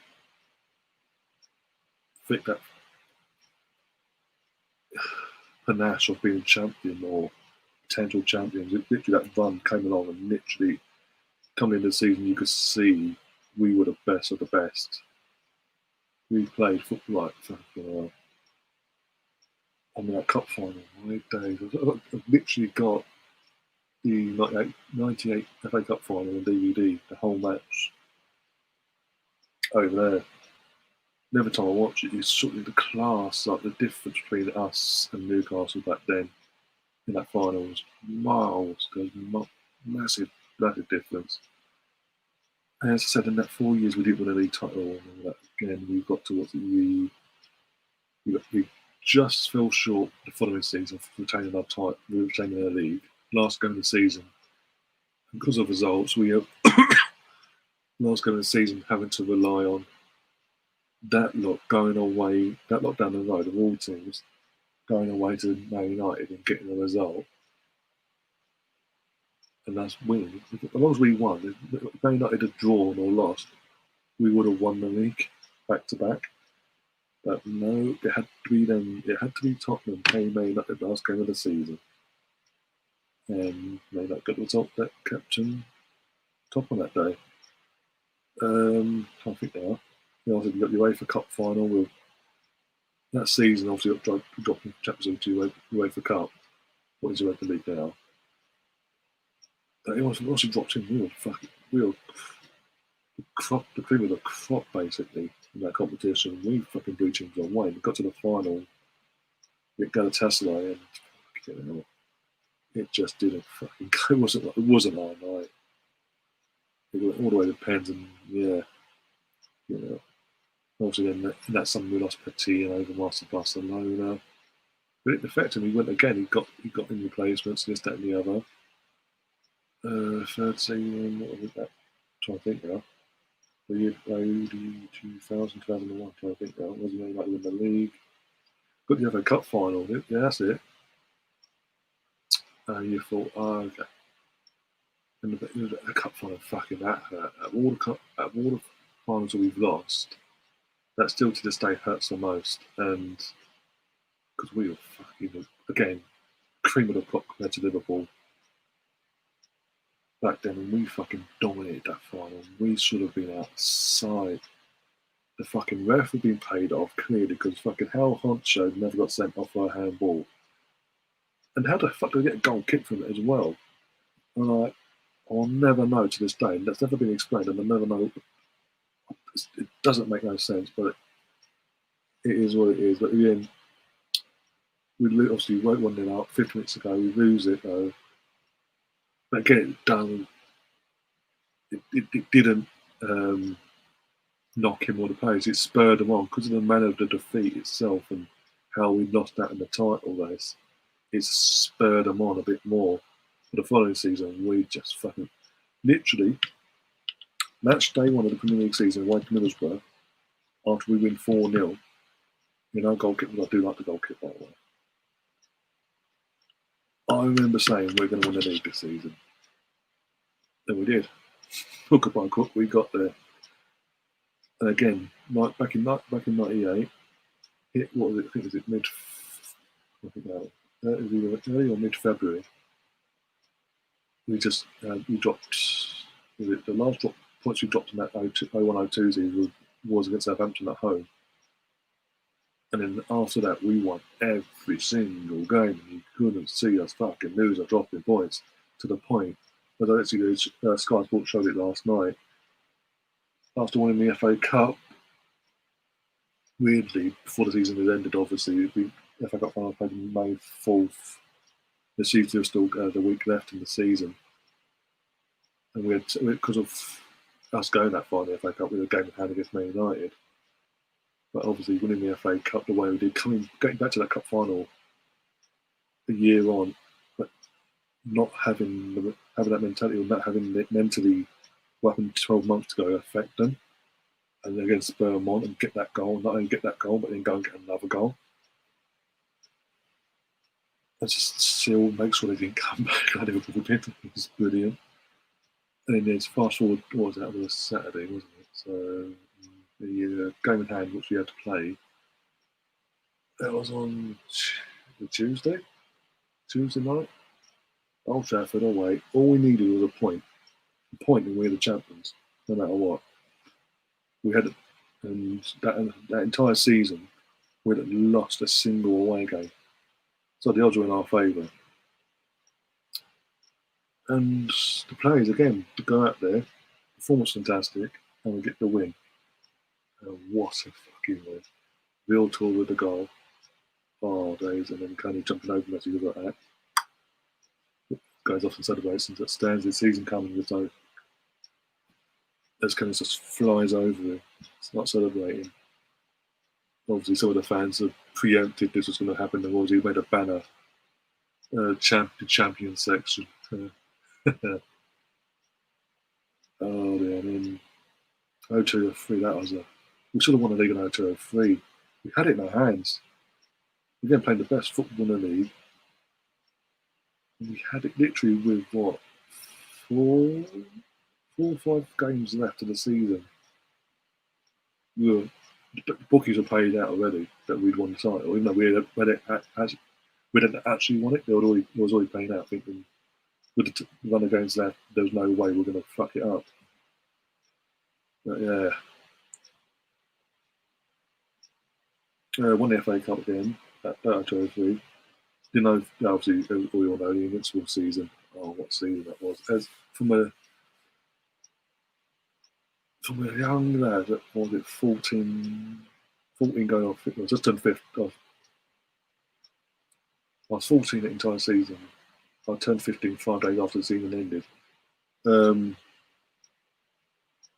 At school and going in every week after every match day, and my team wasn't losing, and we looked like fucking beasts. We were like, no. And getting to a point where I'm saying, come January, yeah, we could do this. We could actually potentially. Everyone's like, no, you're going to step up at some point. It's like, oh, it's just brilliant. Oh, days. But anyone too young to remember the Invincible season, you have no idea the feeling it is, especially when your mates are suddenly Chelsea fans out of nowhere, or Liverpool.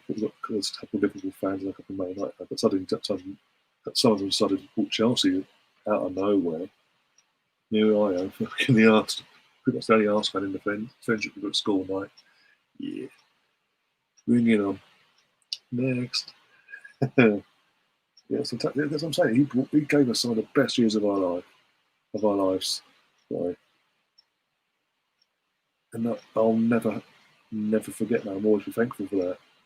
That's why, even though I was Wenger, I wasn't the aggressive Wenger. I was just like, in my opinion, from a certain standpoint, in my opinion, it was his time to go. But I was never like, I wish this on him or that on him. I ended up being going way over the line and things like that. But yeah, it is what it is. But hence why, when it came out, that he was releasing his autobiography this year, early on this year, and obviously it'd be ordered and all that.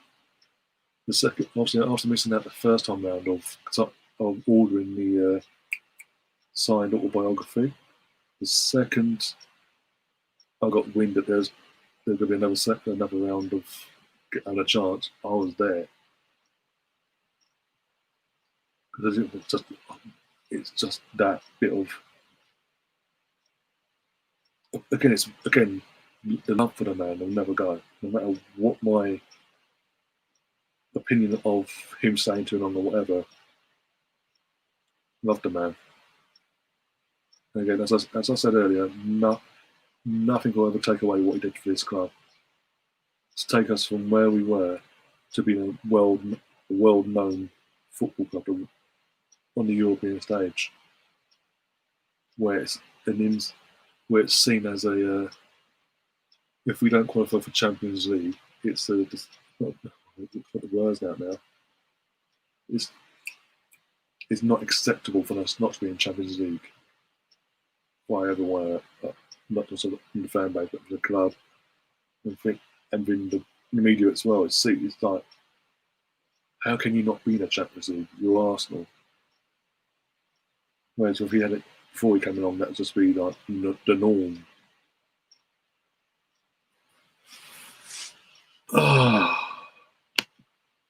We had 5 transfer windows since Wenger left. They're still blaming him for the mess we're in now. It's ridiculous. It's just they ain't worth. The people saying that aren't worth the time. But what doesn't help things as well when we're trying to you try to unite a fan base and stop this divide and animosity within our fan base. You have an idiot that was always pro Wenger, by the way. I've got nothing against him for it. Literally, what was it? The game, I think now. Was it the Man City League Cup defeat or the game before that? The Burnley game. And he goes out and the title of his interview is, I told you to never got rid of Wenger. And I told you so. Really, that's going to help the fan base unite? I told you so. Look at me.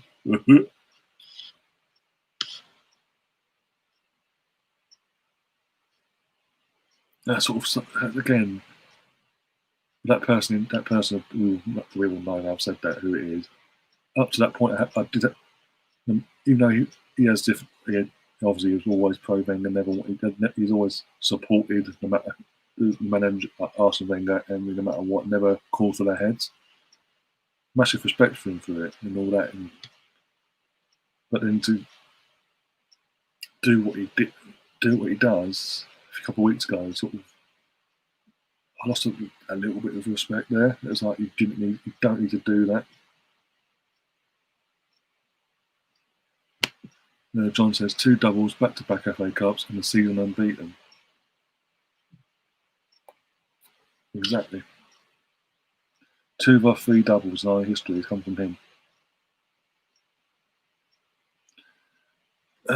Fucking the FA Cups. I mean, the rumours were as well in terms of the back-to-back FA Cups thing. In the unbeaten season, if we'd gone on to win that FA Cup as well, the FA was saying they were going to do a Champions League thing and basically say you can keep that trophy because it would have been in the record being some sort of record we would have broke.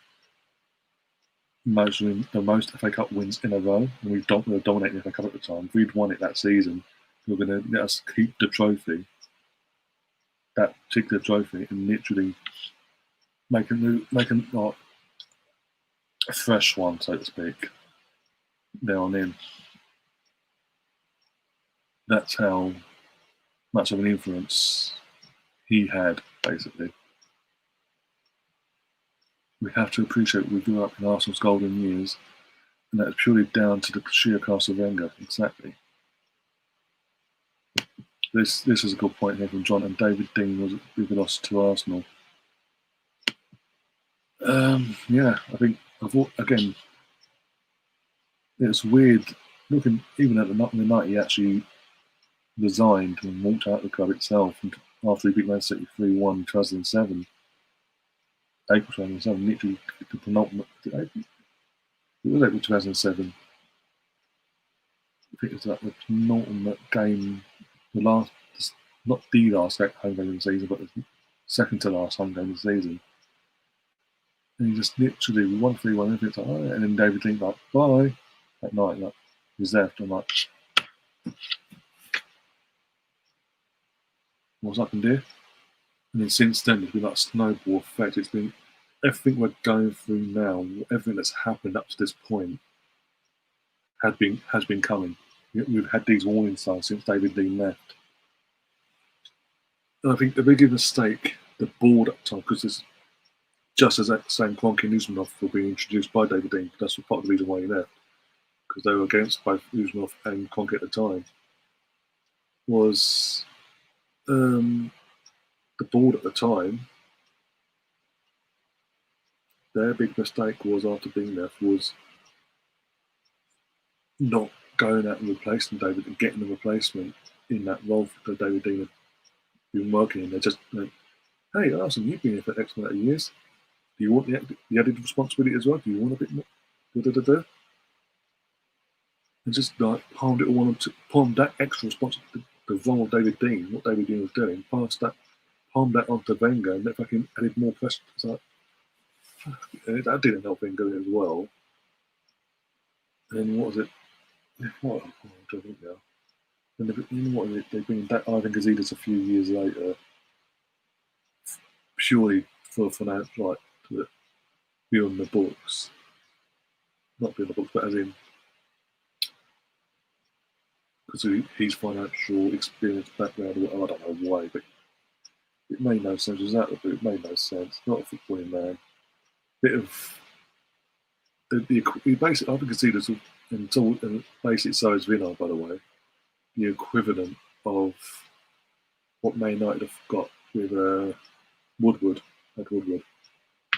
Literally the exact same equivalent. And we've had it in advance. Fuck's sake. Oh dear, we got technically double barrel because we've got fucking Vinod on as well. Jesus Christ. Well, yeah, but if they'd gone out and got someone to replace David Dean instead of us going, there you go, Wenger, you have the fucking job, basically. Maybe we won't be in this mess. Maybe, I don't know. It is what it is. But yeah, as I said, the warning signs were there. So the second you left the door, and you look back now, the warning signs were always there. Every year, the warning signs got louder and bigger and bigger and louder and louder. But yeah, it is what it is. You know, of course, I'm grumbling on past glories and rolling back the years. Might do that tomorrow, actually. If I have to, might do that tomorrow. Get a few guys on just roll back the years, have a bit of a laugh. New Year's Eve, but can't go out anyway, so I might as well. Oh, I need some sleep in my eyes.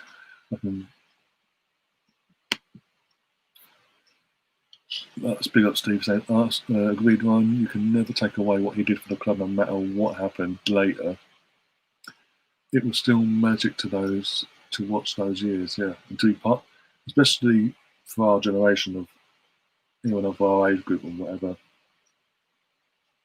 that witnessed it hands on, week in, week out for the initial glory years.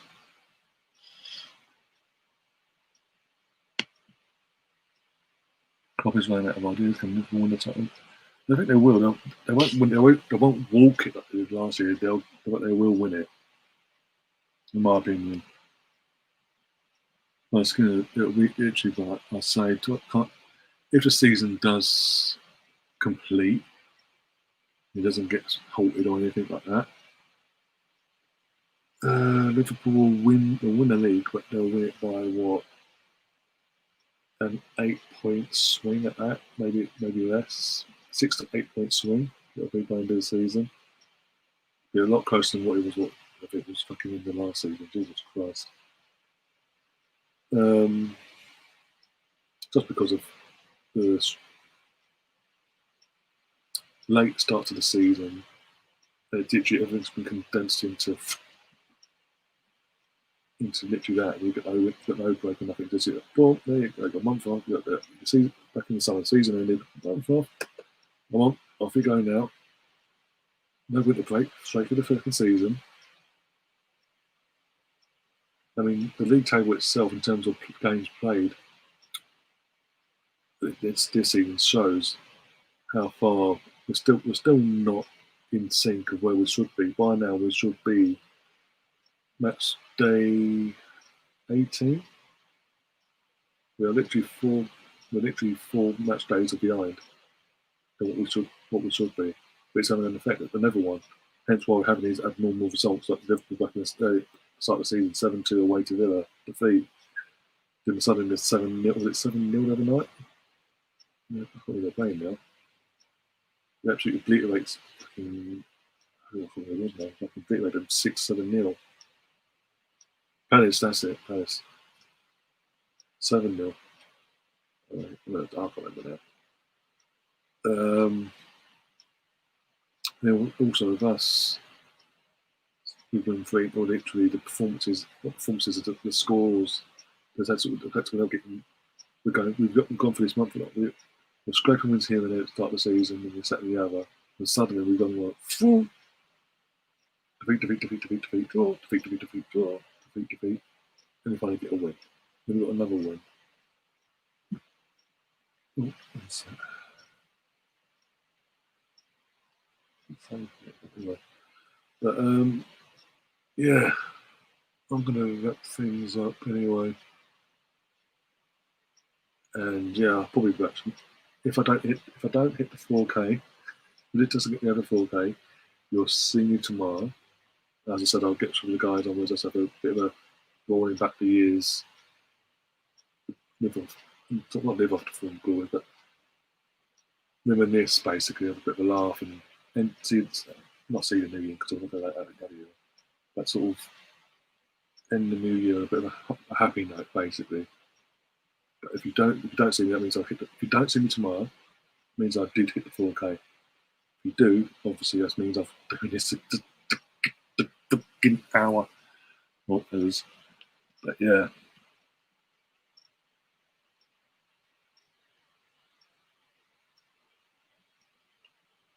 John saying you think they will. Just going for the last few chats. John, if United win the next game, they'll be level on points in Liverpool. No, they'll be ahead. They'll be ahead by 1 point. They've got 2 games in. No table again. Just bear with me a second. Just double check there. Man United will not win the league. Just like Tottenham, they will not win the league. Well, it's literally got level on games. It's literally. What's that? Because Man United have a game in hand. They haven't played that game in hand, and that's against Burnley, I think, isn't it? If they win the game in hand against Burnley, they will go ahead. They should have a game in hand. No, Liverpool got a game in hand. Am I missing something here? I don't know. Anyway, that's 33 of it. But yeah, Man United will not win the league. Trust me. It's just a bit of a run they're going on, but literally one defeat and that's just the window. We're playing against Tottenham, but lose 6-1. See what happens there, eh? John saying hope Liverpool win it. I couldn't handle Liverpool winning back-to-back titles. Neither could I, but it's gonna happen because no one else is strong enough to compete with. The Man City are way off the mark. I mean, way off the mark. There's no way Man City will win the league either. Man United are not going to win the league. Just be based on who the manager is. Let's be honest. And the fact that certain players aren't good enough to be a league title winner. Just saying. But yeah, thanks guys, obviously, for sticking around for the extra half hour of me rambling on about Arsenal for a bit and rolling back the year on that and praising Wenger again. Because if I don't, apparently no one else will. Well, as in outside of the clique that I know of. Obviously, we know there's the one channel, the main channel, the biggest one of all, who will never plays Wenger. The idiot in Spain, that can't live in Spain anyway. He will never plays Wenger. I'll give him that. The praise that the admiration I will show Arsenal. That never happened. Not live anyway. Off air, of course it would, maybe. I don't know. But on camera, on live, oh no, he's the worst thing ever happened to this guy.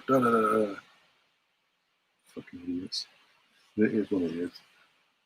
But yeah, thanks guys. Literally for joining, not just for this Watchalong, but for literally earlier on as well.